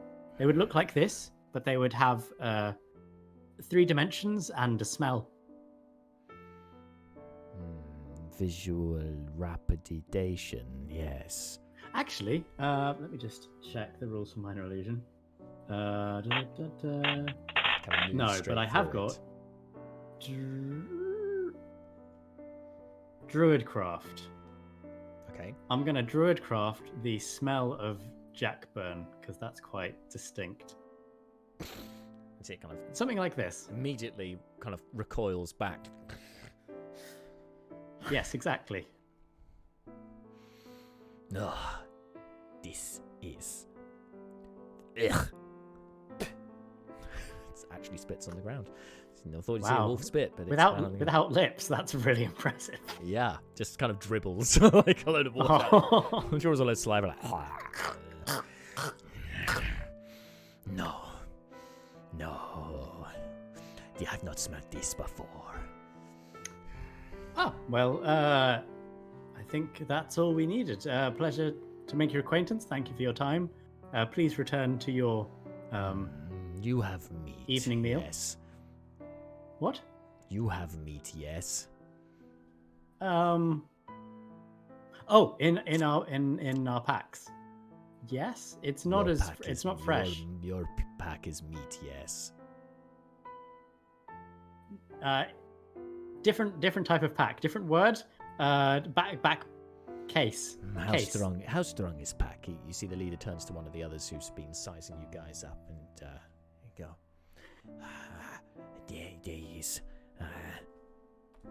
There is. Are they moving threateningly towards There us?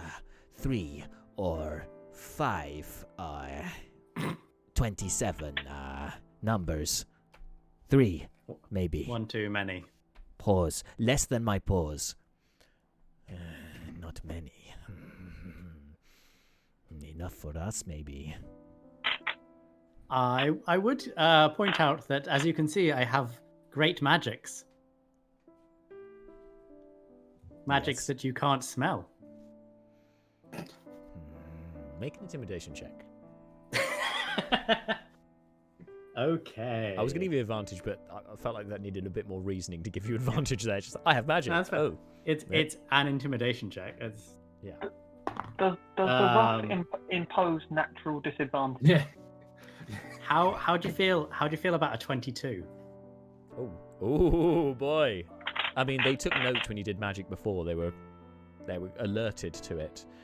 And the leader kind of looks from one to the other, sizing up. There's only 3 of them. There's 3 of you, and you have magical powers, which it doesn't understand, can't comprehend these powers you have. So, with its intelligence of 3, it really can't grasp what's going on. So it's okay. This our territory. You leave our meat. We eat. You leave. You go about business. Yes. Have a lovely evening. Enjoy your meal. Pleasure to meet you all, leader and pack. It's backing away, not showing back. And then You can hear as it as they start padding back, the leader's kind of muttering to the other 2 like. 2 feet speak wolf. That was strange. Yes. The wolves in the corner. That was weird, wasn't it? This guy just rocked up and started talking to us in our own language. Wolf. Bizarre. Man, Anyway, this deer is wolf, tasty. maybe weird. Yeah. Back to deer now. No. Starts feeding on this dead deer. Continues feeding on it, leaving you guys well alone. We walk away. Good stuff with your intimidation. Narrate this to Brucon and Seth. Let's go. We've lost all trail. We need to head back to see if the others have found anything, and if not, head back to Hillburg. Yep. This is Brucon will deactivate the boots of speed and head back to the rest of the party. I guess if we can't find them, then they're safe. They could have been taken by him with. He didn't. I don't know what Mal said. He said didn't sound scared apparently or something, but we've lost them all.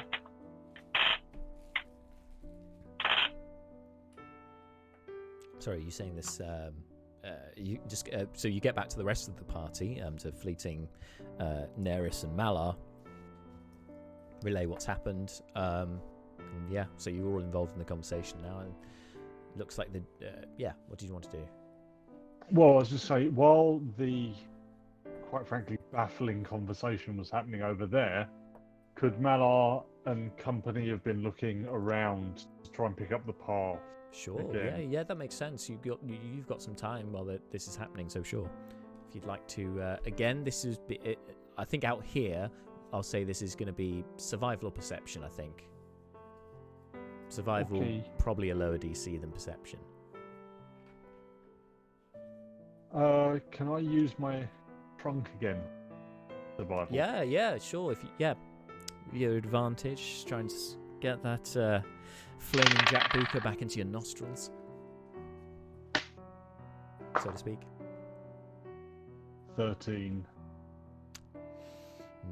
No, you're not getting a you're not getting that smell, that distinctive odor in this area, unfortunately. How about the rest of you? What have you got? That's Fleeting and Nearest, sorry. Muted Marta. Sorry, we're rolling perception, right? Perception or survival? Survival would be easier, but it's definitely up to you. perception. Okay. Definitely perception. Sure. That is 23. Okay. 23 is good. Okay. Okay, Fleeting Look, what'd you get? 4 for perception. 4. I mean, you get distracted by Horsey, who you're looking after Aww. at this point.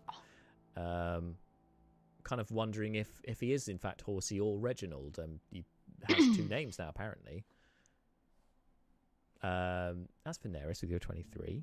Okay, so whilst this baffling conversation is happening up on the hillside, you're examining the ground, looking for any kind of disturbance. Now, you don't find tracks per se, but what you do find is like occasional branches. Looks like they've come off of like a gorse bush or something like that, kind of littering the ground, suggesting something had passed through this way.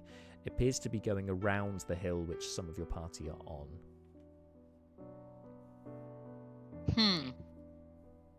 No. First off, I point that out to my party. And that I notice it. I feel that's important. Thoughts?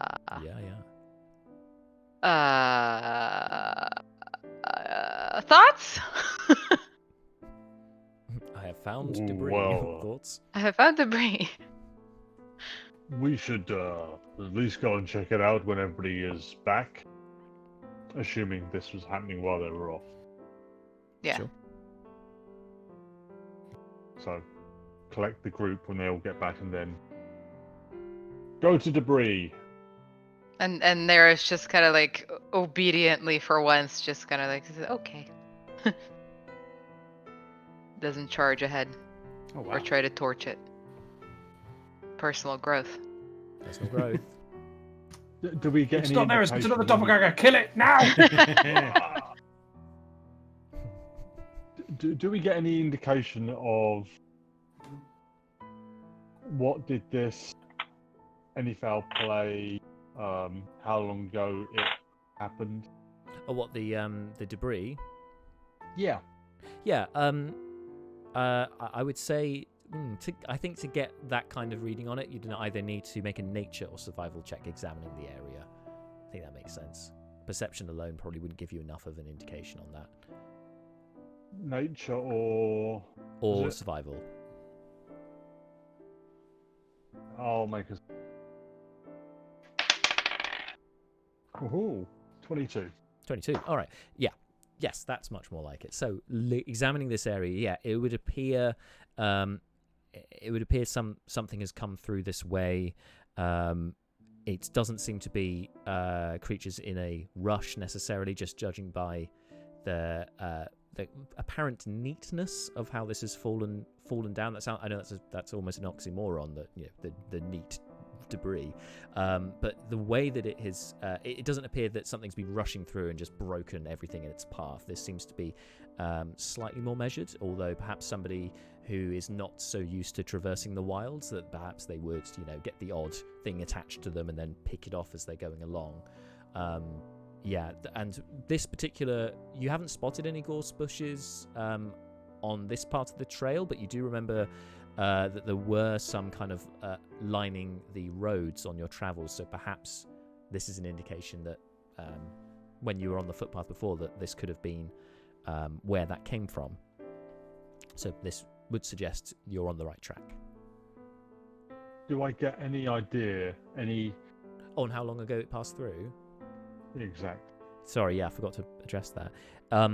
Judging by just having a look at this area, from what you can tell, not being a wilderness roamer yourself, really, maybe half a day. Maybe it looks like it was earlier on this same day, maybe, possibly yesterday, in that kind of ballpark. I certainly relay the time frame back to my party. Also, what direction is it heading in? Are we still heading south? So you started heading north So Oh, yeah, north. it would appear. Yeah, you've headed into the foothills away from the road. So yeah, it appears it continues north, around the hill, and yeah, continuing that general direction.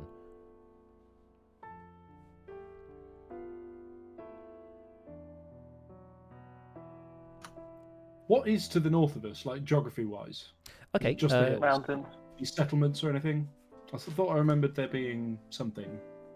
So, yeah. So basically, if you continue north through the foothills, you eventually hit the Rakgarat Mountains, which divide they divide Burikrin, the Burikrin Republic, from the Dragonborn Kingdom of Rachir, which is to the north and kind of sheltered away. It's kind of on the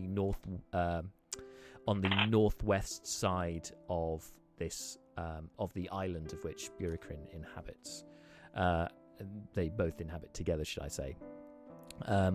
You know that you would know, Brucon, that actually, if you continued north and maybe a bit more in an easterly direction, eventually the Rakgarat Mountains meet the Rachna Mountains, and it's kind of at that point where they meet that you would find the Barkfang Monastery, which you spent much time in. But yeah, there's in terms of settlements, there doesn't appear to be any that you're aware of in this particular direction. Nothing, no major conurbations or anything. Yeah, there's no. Basically, there isn't an obvious destination that whoever left this trail is heading to. Is not an obvious. Yeah, exactly. Yeah, you get what I'm horrendously failing. The only thing that I guess you would guesstimate would be that you are aware of the military presence along the border between Burikrin and Rachir, and that's due to the ongoing Cold War that started heating up between the two nations. And so there are many outposts and watchtowers along the mountains. It seems, I mean, you don't know Greenblade that well, nor Jakben, so you know that if they were going that way, maybe they are, but you can't think of any reasons why they would or they wouldn't go towards the authorities in that sense. But that's the only notable thing that you could think of would be in this area, being that you're not familiar with the territory yourself in the wilderness. Okay. So no obvious place to go. A trail that we're not sure we can follow and is rapidly cooling, and we're also not entirely sure it is going where it's taking us to the people we want. And who doing this in character, it turns out, who votes to go and have a rest and see if Deacon Shadecreek can make contact and better explain how sending works to Jakben in the morning, or Greenblade, or both. Oh, I agree with you, Mr. Brucon. That would be a prudent idea. I sense the trail has gone cold. Yeah, we've lost all the trails. Damon's taken the dagger. Everyone's gone. Let's head back. Okay, so it's with a bit of a heavy heart, I guess, at this time that, but realizing the late hour as well as the fact that the trail is starting to as you say, go cold. You're some way behind these guys. To head back in the direction of Hillburg, and obviously you can retrace your steps back. It takes you a couple of hours, so you get back. Just before we leave, Sorry, yeah, go ahead. Neris trails behind a little bit and just dramatically looks up at the sky and just like narrows her eyes and like in a vengeful way, like vengeance will be mine, and then walks away. Not quite. Character note. I'll get you, Damon. I mean, Yeah, it's basically. a lot more subtle than the full-on Shawshank moment that Brucon was having outside the tavern only a day ago. Yeah, cool. Yeah, that's fine. And you continue retracing your steps back to Hillburg unless there's anywhere else you'd like to go. No? Okay. So you head back to Hillburg. You're greeted at the gates by Otto, who's back on duty at this late hour. Ah, yeah, well, they said you're all right. I'm glad to see it's still so. Mind how you go, eh? And let you in. Yep. And so you can feel free to spend the evening back at the Trickle Inn if you'd like, or if you had any other plans for sleeping arrangements. Yeah, I guess that makes sense. Head back to the inn when we go to take a long rest. I'm gonna turn the cockatrices into the mixture Greenblade. Nice one. Good call. DK's excitement at nearly finishing a quest is palpable. So the At Okay, finishing guys. our first ever quest. now you were offered your first night free at the inn, but the same kindness is not extended for this evening. It was kind of a one-time offer. So for board for the night, it's 3 gold pieces That's fine. each. Yeah. Just so you know. Ouch. Is there another place in town we can, Less. Right. or somewhere a little cheaper? Good question. Now, in terms of, there's no other inn that you could stay at. But, I mean, for you, Malar, you possibly could. You have enough sway that you could ask Ventrix the second for some lodging for the evening. Also, check in with your 2 lycanthropic charges who've been at the temple. That's Greta Grouse and Captain Julius Mandeville, who you left there, along with the statue.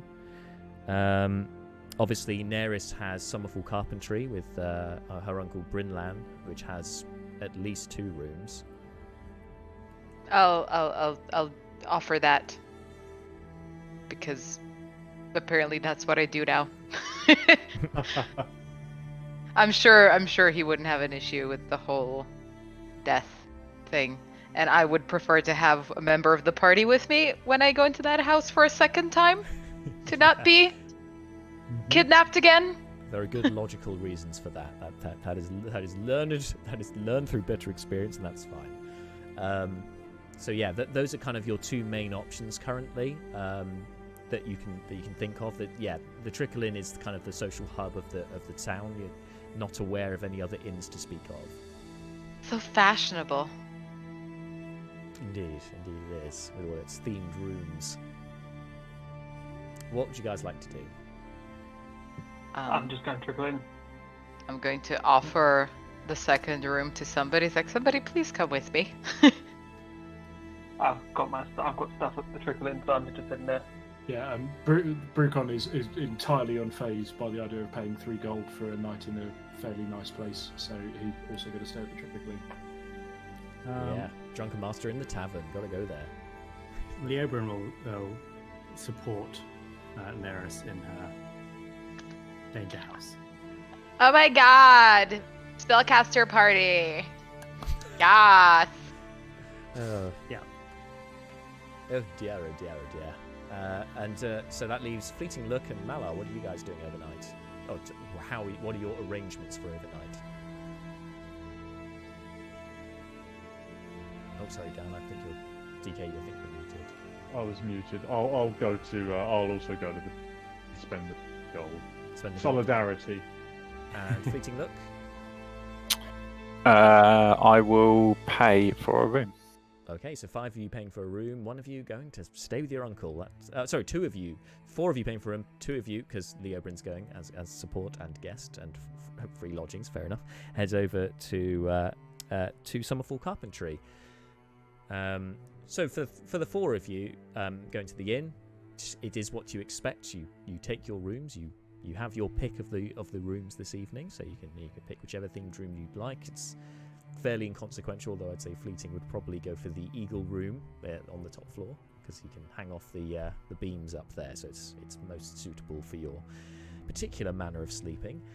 Inverted method. Neris and Leobrin. So you head over to Summerfall Carpentry, and you see it's obviously closed for the evening. Neris, you haven't been given a key to the place yet, because you only spent 1 night there and you were abducted. Yeah, so keys were less so pretty. They're just gonna knock. And after a few moments, hello inside. Billy? No, I'm kidding. Like, what is this? You see some movement inside. A candle is lit, and Brindan kind of comes to the door. Neris, hey, I'm glad you came, and sorry, I didn't get your name. Hi. Hello. This is My Leo. name's Leo. Bryn. Leo, sir, thank you for escorting Neris here. Is everything all right? Yeah, just need a place to stay if that's still on offer. Don't be offended, but I'm bringing Leo with me because last time I came into this place, I didn't leave of my own volition, so Sure. yeah. Look, I swore to protect you, and I'm gonna stick by that. And hey, I completely understand if you need your friends here, that's fine. By all means, we got a guest room. It's just next door to Neris's, so come on in. Probably could do with the company anyway. Thank you. Not at all. Kind of shows you in. He goes, probably should before you go off on your next adventure. Here, hands you a bronze key. It's got a little jewel in the end. It says, Aww. It was Argentia's. I think she'd want you to have it. She looks at it and just gives him a big glompy hug. Yeah, he's obviously Yeah, like pat. quite a bit taller than you, so he kind of like grabs a bit of your hair, just kind of strokes your hair a little bit, just in a soothing fashion. Ruining my braids? God. I mean, paying special attention to the braids. To Okay, make sure good. He Good. doesn't destroy that, obviously. Leobryn's doing that awkward thing where, two family members are having a moment and you're the non-family member standing aside. Okay. And like, Brinland kind of acknowledges that you're here. He too is a half elf and a stocky chap, and kind of relinquishes Neris and goes, sorry, friend. Thanks for looking out for her. And it kind of does the awkward, kind of comes up to you. Oh, maybe should we hug? Like, I'm not. Is this appropriate? I mean, of Leobryn, like if he's going for it, Leobryn will attempt to do the same. Leobryn's clothes are not designed for hugging. There is a True. ruff. That's true. So he kind of like he's not got the same passion and like squeezing that he was with Neris. He's very much it's more of a token gesture, and he kind of wraps the arms around your shoulder and then pats you on the back. There's the man hug. Yes, the man hug. Arm goes around and pat on the back, but there's no actual physical body contact. And as that happens, Neris is just standing there like with one raised eyebrow, just really. I mean, I don't really do this with most customers, so it's it's a little awkward. I'm sorry. Anyway, that's fine. That's fine. Can we just can we? Of course. Go to, let me show you up to your rooms, and shows you up to your rooms. Spend the evening. You will finally have a nice long rest overnight. Was there anything you guys wanted to take care of or do overnight other than sleep? Anyone? No? Cool. Sleep uninterrupted for the first obviously you had a good night's sleep last night, but aside from that, it's still fairly novel, you guys getting a nice night's sleep in a comfy bed with feather pillows and the rest of it. It's all the adventurer's life certainly is not one of luxury all the time, so it seems, but you appreciate even these small comforts that you have now. Wake up in the morning and you are free to do what you would like. So any points of business that you'd like to take care of in the morning? Find new clothes. Well, there's just the shop for that. No, obviously within my budget. Yeah. Find new clothes. Anyone else got any objectives for the day? I'm going shopping. Unfreeze Lady Grenforth. Unfreeze Lady Grenforth, of course. Yes, that's a very yeah. important thing to do. That's probably Brucon's got longer term plans, but for today, that seems like the urgent priority. So, wait. Although actually there is one other one, but let's do that first. Sure. Okay. So the four of you staying in the inn, you wake up in the morning. You note that you are, in fact, it's made very apparent that only a basic breakfast again is offered for free with the room, which is the porridge as before, which you may take, or you can order something more luxurious if that's what you would like.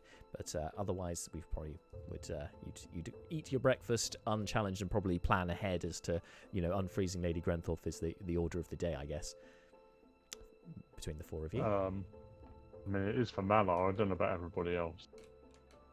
Yeah, so that's main thing for me. Go unfreeze her and then go to the councillors to finish off the werewolf one. So, four of you, once you had your breakfast, you're free to head off. Leo Brinaris, you're served up a simple fry up, some meat and eggs from Brinlan before he starts his day. Now, when you guys awake, he's already up. He's already prepping his latest carvings for the day, his latest projects that he's been commissioned to. Seems to be an early riser, but manages not to disturb you too much. But yeah, gets breakfast on the go as soon as you're ready. And then, yes, you're free to go shopping or whatever you wanted to do. Mm-hmm. Yeah. I mean, Jakben will also be into... The option for clothes shopping is definitely something Jakben would go, yes, let's... Oh my god, besties! Literally. Get your bags ready. Skipping through with our D&D version of Chanel. Just, yay! Brinlan gives you just a little, like a potato sack, just to. Oh my god! Can I get a Yeah, can I get a coffee to go? I mean, you have to look around the market and see what's available. Whether coffee's taken off here quite as it has elsewhere, we'll see. But as you enter the market square, because obviously bits and pieces, the clothing shop is just off of the market square. You spot the rest of your party who are heading across there towards the temple, and likewise you four spot the other two. What are you guys doing? We're gonna go unfreeze some statues. Want to join? That sounds cool. How long is it gonna take? I need to do something about all of this. Only a few moments. I would have thought, Miss Neris. Shit, nudges Leo and goes that way. Follow him. Or close first. I mean, if they can't wait for a quick clothes shop, then I suppose we should go with them. Yes. I mean, let's face it, it's not going to be quick. Yeah. A lot of deep-seated trauma to work through via retail therapy here. Exactly. Yeah. I expect to leave this town in debt. Yes, I suppose we should. Yes. Let's go. Save a lady. Hey, only 40 episodes later. All right. So you The first quest we've ever finished. 6 of you head into the temple. You can see it is as it is it's now the 6th of the month.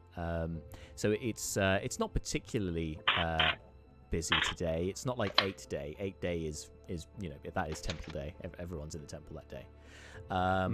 But there's still a few paying their respects to the gods. And Ventrix greets you as you come in, along with Greta Grouse and Captain Mandeville will nod over to you. It seems that they've gone through the night unfazed. No lycanthropic dealings, fortunately, because I rolled well for both of them. So they're fine. And nobody's dead. And also Brian Obadiah, as the assistant to the temple, he's first to greet you as you come in. Oh, ha, ha, good to see you all. Deacon Shade Creek, it's been too long, my friend. Please, this way. You have business, I see. Oh, yeah, something we really should have done quite some time ago. But time permitting has now upon us. So, yes, please, lead the way. Of course. As Almanac would know, all time stops for no one, does it? Come on then. I believe Ventrix has been wondering about your statue you brought over. Lead you over to the statue, and Ventrix is examining it himself. Hi. How are you this morning? All well, I see.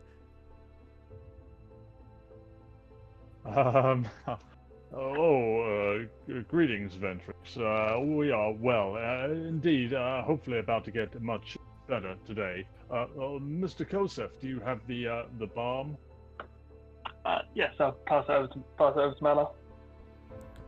Thank you very much, sir. So, am I right in remembering that this is in fact a person inside? My God. Yes. If you just take a few steps back, and I will then just ushers him away gently, and then. All right, I'll spectate from here. Starts to take the balm and will just gently start to apply it to Lady Grenfell in a very tasteful and respectful manner. Okay. It rubs the lotion on its skin.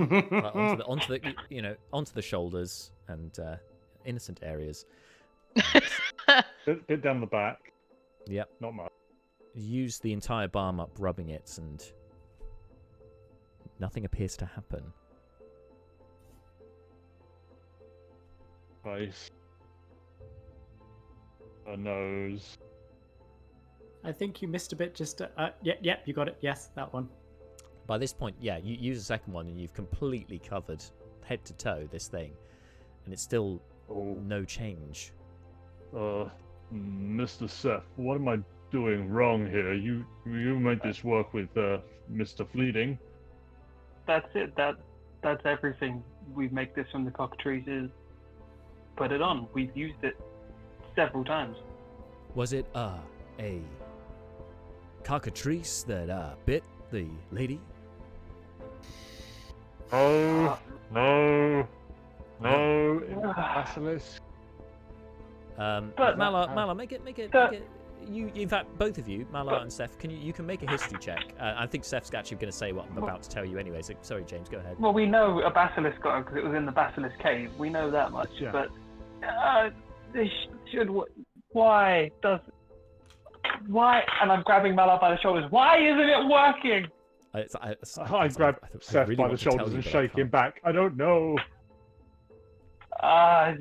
This is all in writing. This is all makes sense. But yeah, history check. Oh my God. No, we know, like, even in character, we know she was bitten by a basilisk when he said that. No, you know that, but there's another bit of information that might be useful. 17. 17, that's enough. Okay, so with 17, you recall that Fleeting Look did use cockatrice balm on one of the twins, on Teening Bluebeard, who it would appear was subject to the basilisk petrifying them, and the cockatrice balm worked on Teenin. This statue is not Lady Grenforth.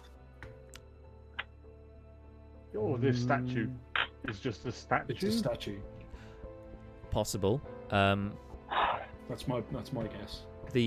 I'd say with a 17, the other thing that you would also remember from following the group that had abducted the statue of Lady Grenforth, they were maybe half a day ahead of you for most of the journey.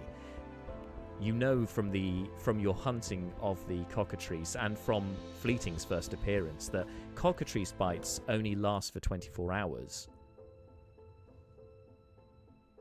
And so perhaps because the Lady Grenforth was petrified more than 24 hours ago, the balm is not effective. Cool, I'm going to swear a lot.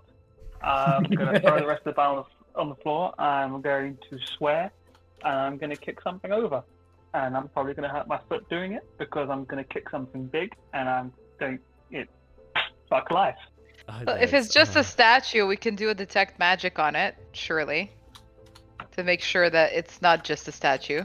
Would it be magical? So Leo, we've done that before, and it doesn't show magic when we use it on its because it's now just a statue. Okay. We Yeah, did detect magic on it when we found it. That, yeah. Yep. Okay. So Neris just awkwardly stares at the floor around and just kind of kicks a pebble around, waiting because it's awkward. Maybe I could put in a word with the High Priestess, Lady Thea Amakir. You know, Mr. Shaker. I could get her to maybe come here and examine the lady herself. Maybe she is the most powerful of the clerics that I know. No offense. Why haven't you done that already? She's been here for 4 days. I mean, I updated her on your progress, but I thought it was in hand. I didn't realize this was what exactly had happened to her. Oh, well, it is for the best if we summon forth the High Priest. Ventrix, I would appreciate if you would undertake that. There is nothing left to lose here by bringing forth the High Priest. Of course, No. I will do so right away. I'm sorry, this was not the news that you were looking for. Pats you, Malar, on the shoulder, and gives you guidance. I am sorry, and then heads off to the vestry.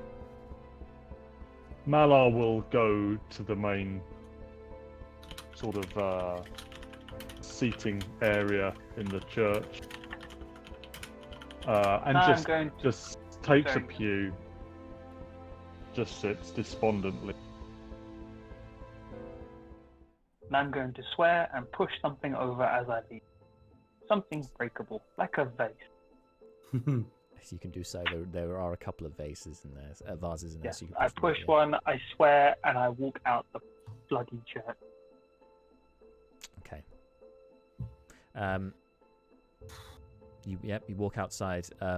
Upon hearing this smashing, Obadiah kind of looks up, like really startled, and looks to you.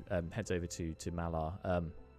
I forgot to say, the Councillor Potter came by yesterday. Was asking about you. Apparently, some sort of reward for the wolf situation. It was all in good spirits, of course. Probably should go and see her at some point. Mr. Brucon, are you in a mood for meeting people today?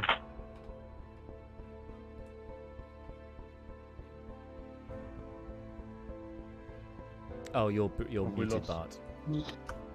Sorry, I thought I'd unmuted myself there. Brucon's. Oh yes, certainly, no problem at all. I'll just toddle over there, shall I? If you wouldn't mind, I'm not feeling very. Yes, no, I can see. No, not at all. Don't worry about it. I've got you. And then Brucon heads off. Now, hang on, Councillor Potter, wasn't this? They're here, aren't they? I'm having trouble keeping all the different places we've been whose names begin with H. Sorry, yeah, Councillor Potter. It's across the square. Yeah, she's cool. in the council chambers, just up Cool. the hill. Yep. Well, in fact, just across from the temple as it goes. Wants to give us a house.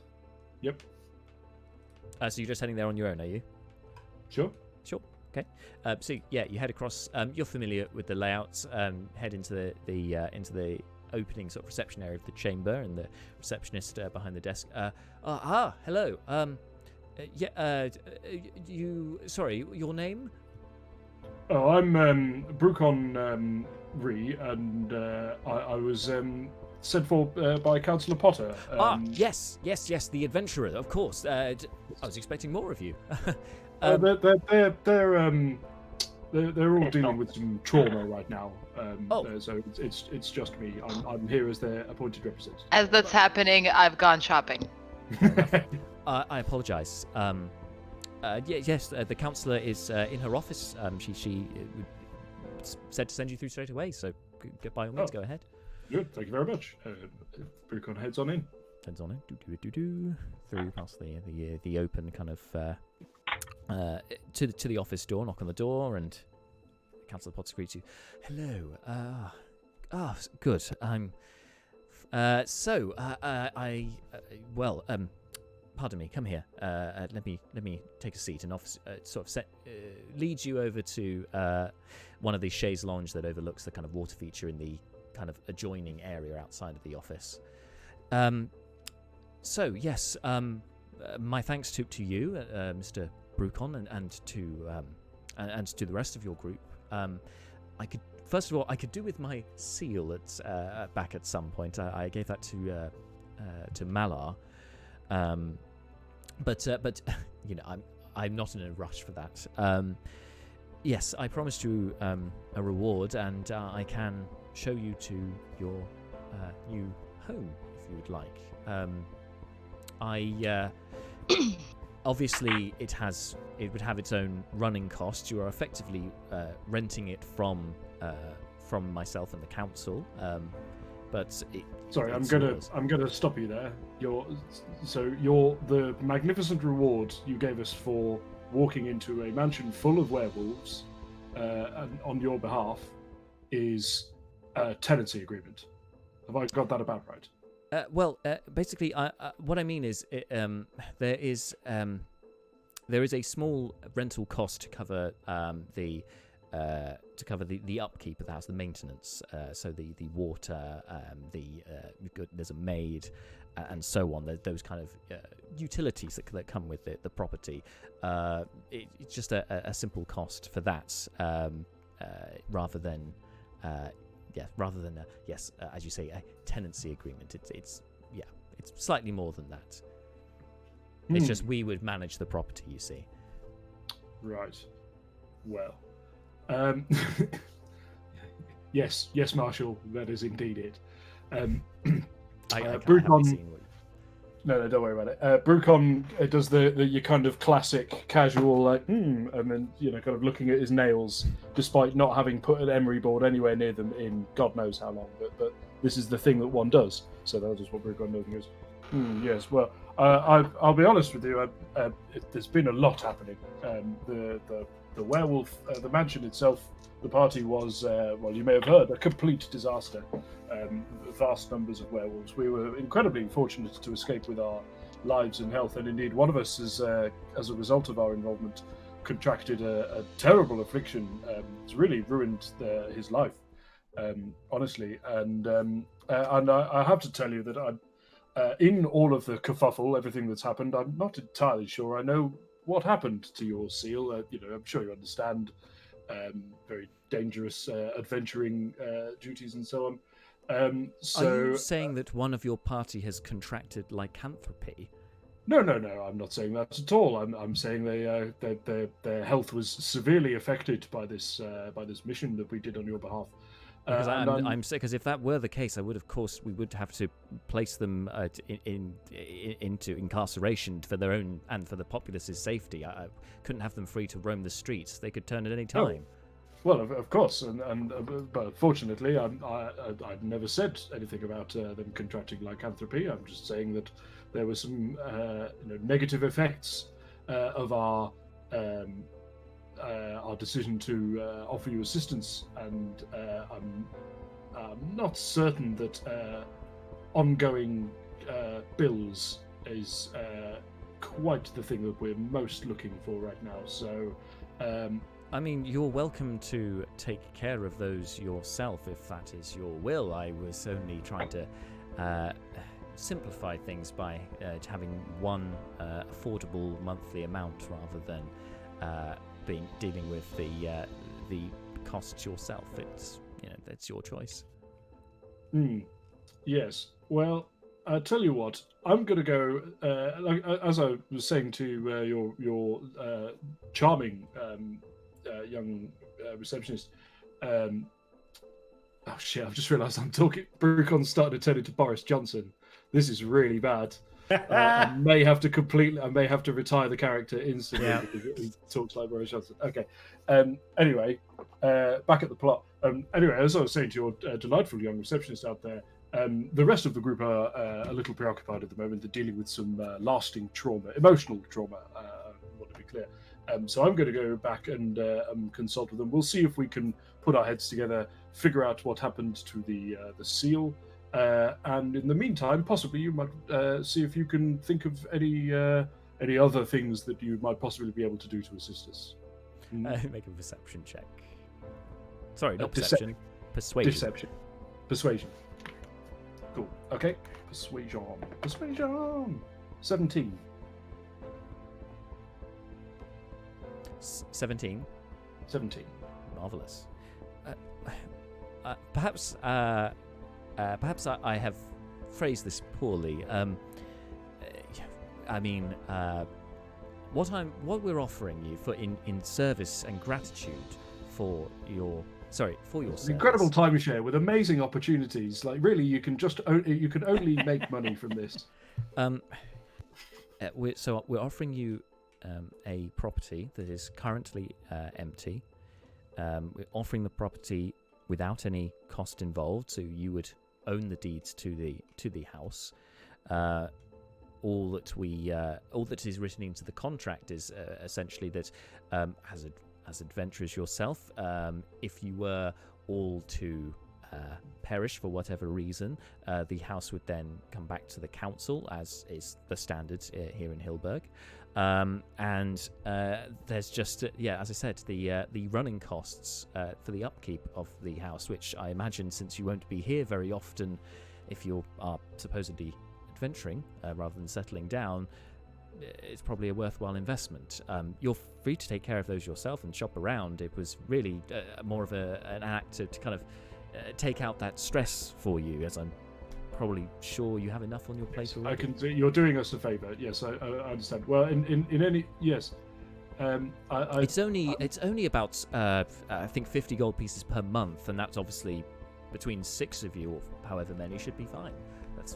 If the trickle-in's 3 gold a night. Yes, we aren't in the trickle-in every night.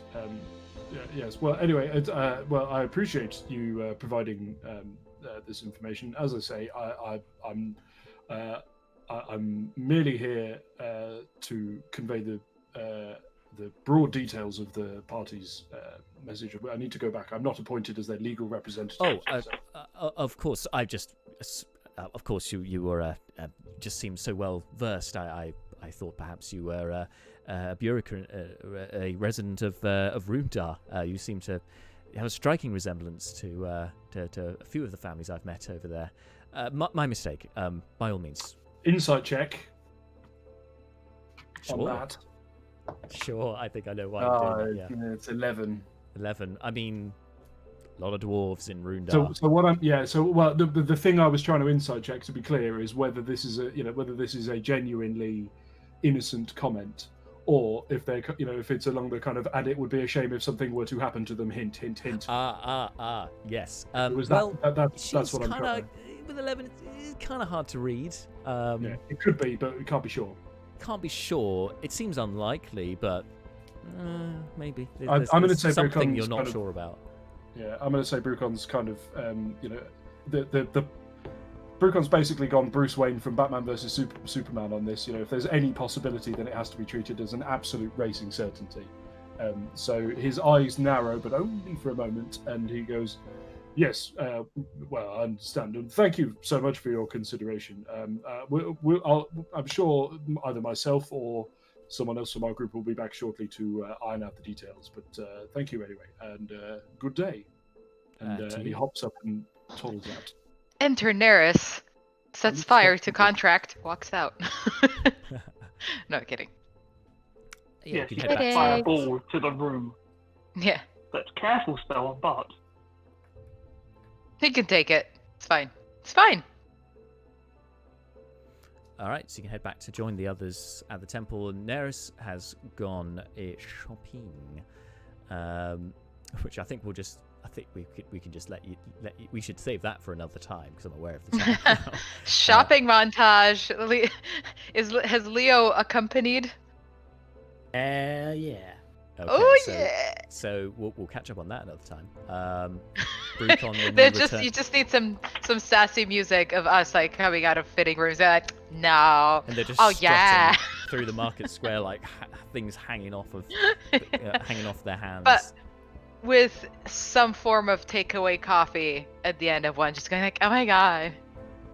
Oh, yeah, classic, brilliant. So Brucon, when you get back to the temple, Seph's still outside, and you've got Malar and Fleeting who's still there as well. So you can relay this information to them. Yeah. All right, everyone, gather around. Good news. Our reward is bills. What? The Councillor Potter is Wait. offering us a property with a 50 gold a month operating cost associated with it. Reward for what? We Oh killed the yes. werewolf. So, well, there was this. Oh gosh. Right. You know. Our friend Fleeting here. Oh yeah. Okay. So, all right. First of all, no one is to say anything about what's going on with Fleeting. I mean, that seems like good life advice in general, anyway. But in particular, any medical conditions that Fleeting might currently be experiencing. She Also, said should she we was not giving us a say house. anything about us as well? And Greta Grouse and Captain Mandeville are also with you at the temple. Brucon looks over and goes, well, I mean, you don't. It's up to you. In Fleeting's case, it's a tiefling thing specifically. As I don't wish to give you cause undue alarm, but it's very much your call. Anyway, so there was a whole incident, Neris, while you were indisposed, involving people who react strongly to the moon. And Right. and we were enlisted to basically go in place of the local bureaucrat, and we did that. And the reward for the hard work we put in is a house with 50 gold per month operating costs. What? I don't even want to stay in this town longer than tonight. Why would we want a house that we're going to pay for? I mean, if we're that desperate, we can always crash at my uncle's. I got the key. Oh, If we're that desperate, we could sleep outside in a pen with pigs. I don't want to. I'm not why would we sleeping want with to pigs. Stay in this I'm town, not. I got a new outfit. I'm not even entertaining No. that. and it's a lovely outfit. Is it a Thank lovely you. outfit? It is a lovely outfit. Okay. Neris, how much would Neris be willing to spend on her shopping spree? Let me have a look at how much I have. I mean, is it's this not a a real fancy compliment, or outfit, am I- but it's. Or am I in fire trouble if she rolls an insight and realizes I'm lying? Where is For- my? There we go.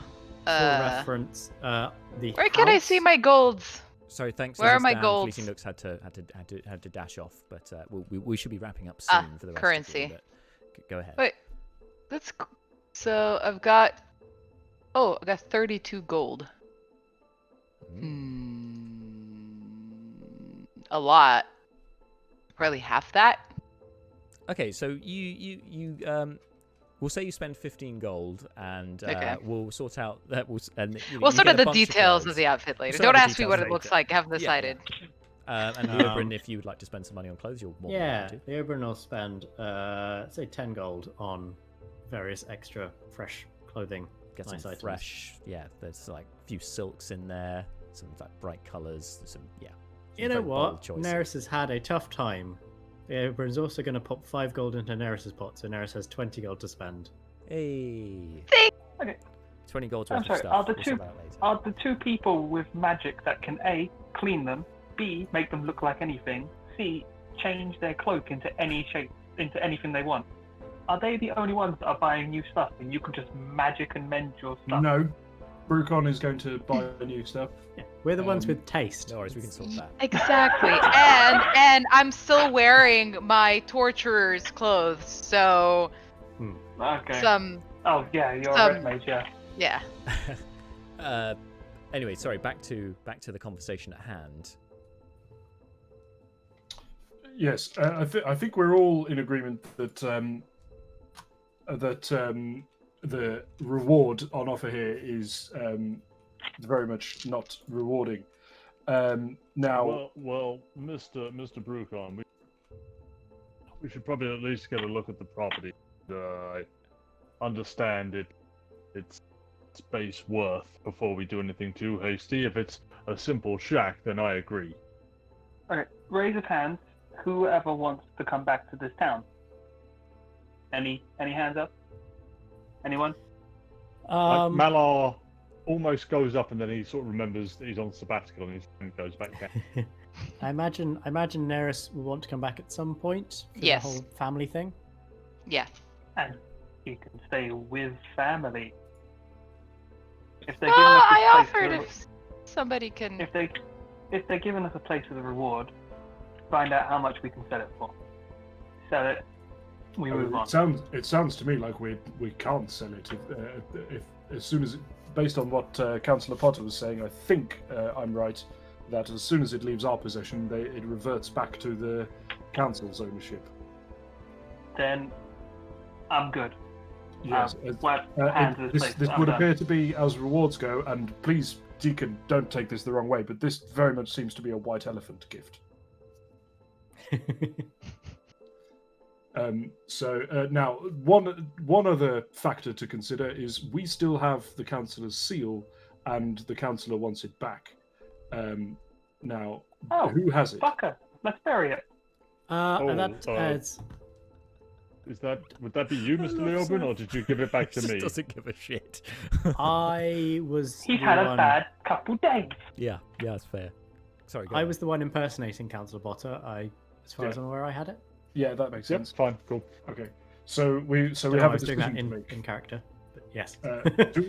Do we want to attempt to negotiate using the leverage of still having the councillor's seal, or not, as the case may be? Do we want to try and negotiate for some other type of compensation, and if so, what would that be?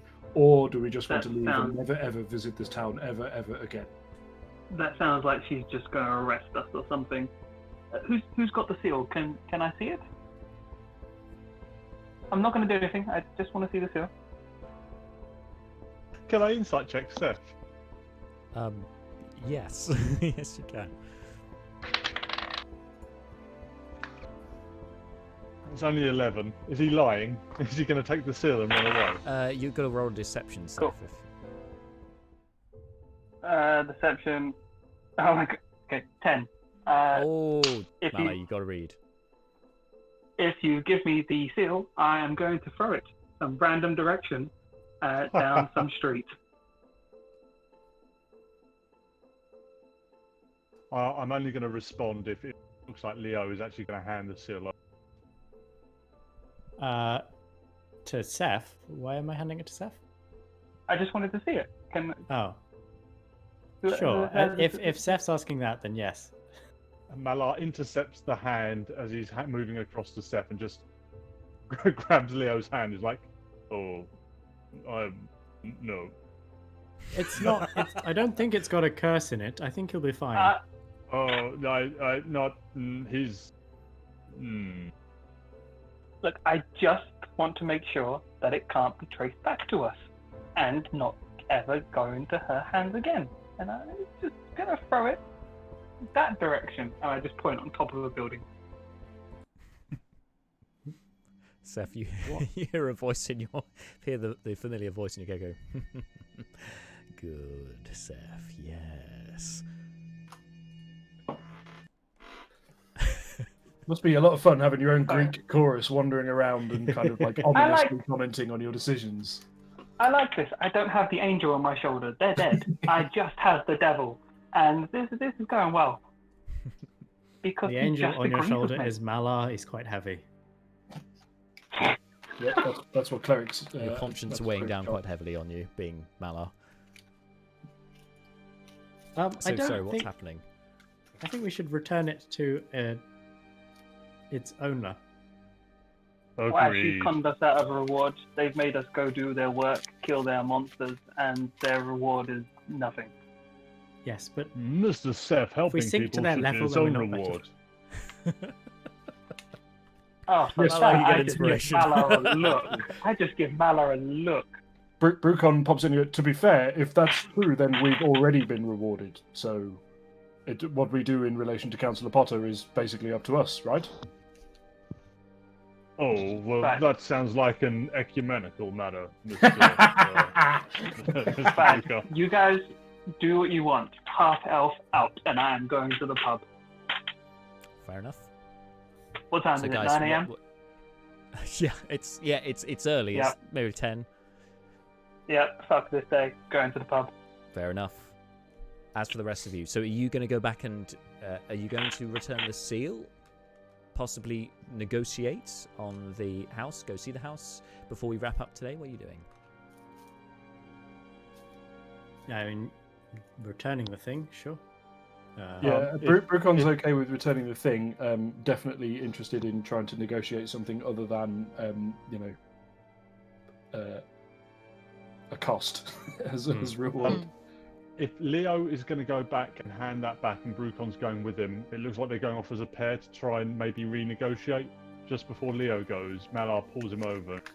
So it says, I don't necessarily advocate this, but may the ape go with you. And I touch him on the shoulder and I cast Enhance Ability, and you get Charisma, advantage on charisma? advantage on charisma Noise. Nice. Good call. for an hour. Okay. So Neris is kind of out of her depth with this since she wasn't there.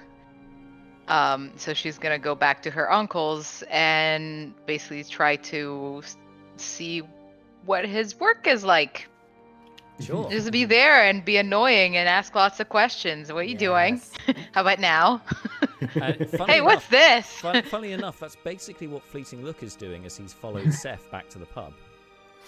Perfect. Time for some awkward family bonding time. Aww. Okay, so final bit for today then. Brucon and Leobrin going to the dream legal team going to talk to the councillor. Is that a new spin-off series? So yeah. So Courtroom drama. Let's skip the formalities here and straight into the conversation with Councillor Potter. Okay, so have you reached a decision on the? By all means, I appreciate you haven't seen the property yet. You're more than welcome to give you a viewing, and that might help you decide on what you'd like to do. Was it not the house that the elf guy was in? The one? Yeah, No. Oh no. No, not that property. No. That wouldn't fit 6 of you. No. At the on the upper side of town, we have they're the oldest buildings in Hillburg, made entirely of stone, set across 3 floors. You have 7 bedrooms. There's a couple of reception rooms for you to do as you like. Including there's a basement as well, a very large basement with it was an old long abandoned dwarven forge, but you're more welcome to restore it if that's what you would choose to do. There's also a small paddock for any equine creatures that you bring back here, any steeds and so on. Yes, all that. The only cost involved, of course, is for the running costs for the water supply of oil, candles, and firewood, and so on. Really. Oh, and of course, the maid, should I say, the housekeeper is included in the cost. In fact, that's a fair amount of the cost. The housekeeper, their wage, that they obviously provide food and keep the place intact.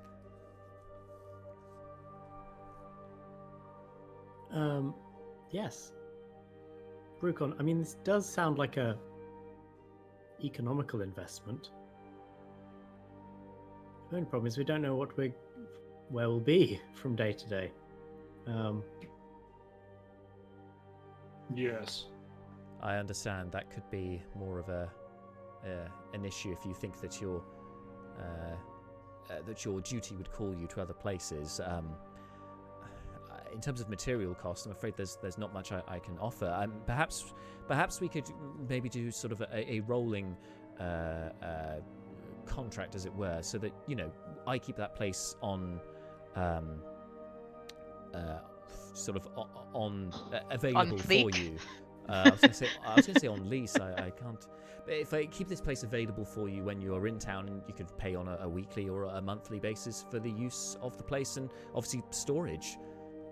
So the place isn't even ours permanently. It is ours. I was offering it to you, loan. but apparently, if you aren't thinking of staying here, it seems strange. It seems like you wouldn't want to own the place if you're not planning on being here ever.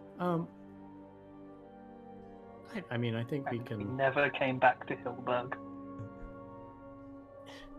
No, I think we should. Different chat. Brucon, I think, given that the options are having this place or not having this place. Well, if you place? think it's good value, I certainly trust you. This is not really.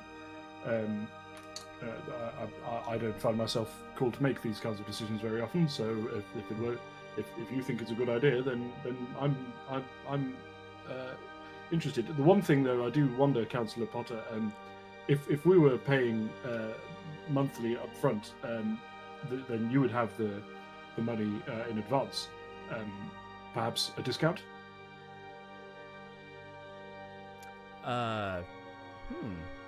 Interesting proposition. Could you make a persuasion check, please? Leobrin, I presume you're helping. Yes. Yes, advantage. So Although Leobrin can get advantage on his own at the moment. The preference would be for Leobrin to make the check. If Leobrin's got advantage, and I'm guessing probably more persuasion than Brucon has. You know what? I think if Brucon suggests the idea, and then Leobrin comes in, he can take over that conversation. Let's imagine Brucon and Leo go and have a little huddle and a confer in the corner, and then Leo is sent as things will have been talked about before. No, that's fine, and especially since you've had the spell used, to be ashamed to squander it. So no, exactly, go ahead, Leobrin, make the check. You go for it. How do you feel about 27? I mean, I'm feeling good. I imagine you will be feeling great about that. Yes, I suppose up front would be, cash rich is always an advantage, especially in troubled times such as this. Our funding hasn't been particularly good from Rundara, but that's not your concern. How about this then? Two options. Either we can do away with the housekeeper, and so the place is yours without that cost. That would bring it down to just 20 gold pieces per month.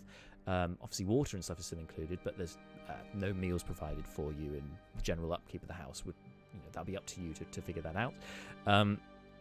Or alternatively, I guess we could possibly stretch to maybe 40 gold per month.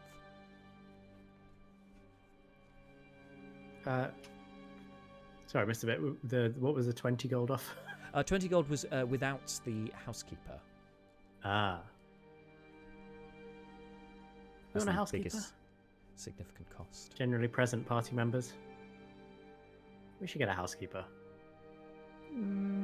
What are they going to do? We have 2 magical cleaners, so you're fine. We have magical cleaners? You and Nero. Prestidigitation? we have- I'm not a cleaner. I say we have people who can do magic, which in Seth's mind apparently is the same thing as being a cleaner. as being a housekeeper. I mean, magical cleaners is the thing. Leobrin is pro housekeeper, house cleaner. Brucon's agnostic, as is appropriate. Yes. Leobrin will take the 40 deal. Yeah, there we go. Yes.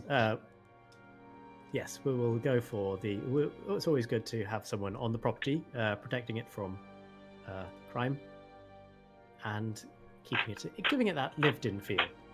I'm most pleased. I'm sorry I couldn't offer you anything of more material worth, but I mean, I suppose there's no better investment than bricks and mortar. So hopefully, this will serve you well. Price always goes up unless there's some kind of plague.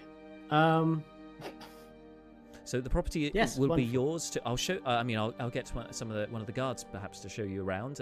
It's as I said, the property is yours. And it will remain so. You may sell it on at your leisure, and how you should wish to go forward with it. Obviously, as per the contract, if all of you were to die or otherwise go missing without notice, as in presumed dead, then the property would revert back to the council. But that's only exceptional circumstances. Otherwise, it is completely yours. Only because you're adventurers, and I'm aware this is a risk. I should point it out. Yes, no, of course. It's a very standard contract. Excellent. Well, I will summon one of the guards, and they'll show you around. Thank you so much. And the key, of course. Gives you the key for the house. There's a whole bunch of keys. It appears there's different keys for different rooms, bedrooms, and so on. But a bunch of keys handed over to the Oberyn, and you now are the proud owners of a house, which I will send you the details of over the break. I think probably there is a good point to draw things to a stop today. How about that? I feel like we need a fast travel option. A fast travel option to go back to our house. Yes. Or wherever we are, like a Hearthstone. You need to get some say kind that, of yeah, teleportation circle. Can we do get World of Warcraft on this? There is powerful magic that perhaps you'll be able to harness to be able to do something to that effect. Yeah, sure. Yay! All in good time. But anyway, for today then, so some quests drawn to a close, some others still something in there. I honestly, guys, I felt so bad for you all, like in that moment, because I obviously know what's going on outside of what you guys can see, but nevertheless I empathize with the whole the Lady Grenfell situation. But have faith, I'm sure you will get that fixed one way or the other. Just the cockatrice barn wasn't the way this time, I'm afraid. Anyway, thank you all so much for watching today. That's it for today's stream, and as I said, we're taking a break next week while we have a bit of downtime in and out of game, and then we'll be rejoining the party here in 2 weeks' time on the channel. Thank you all so much for watching. Thank you all so much for playing, and until next time, everyone, stay safe. Bye.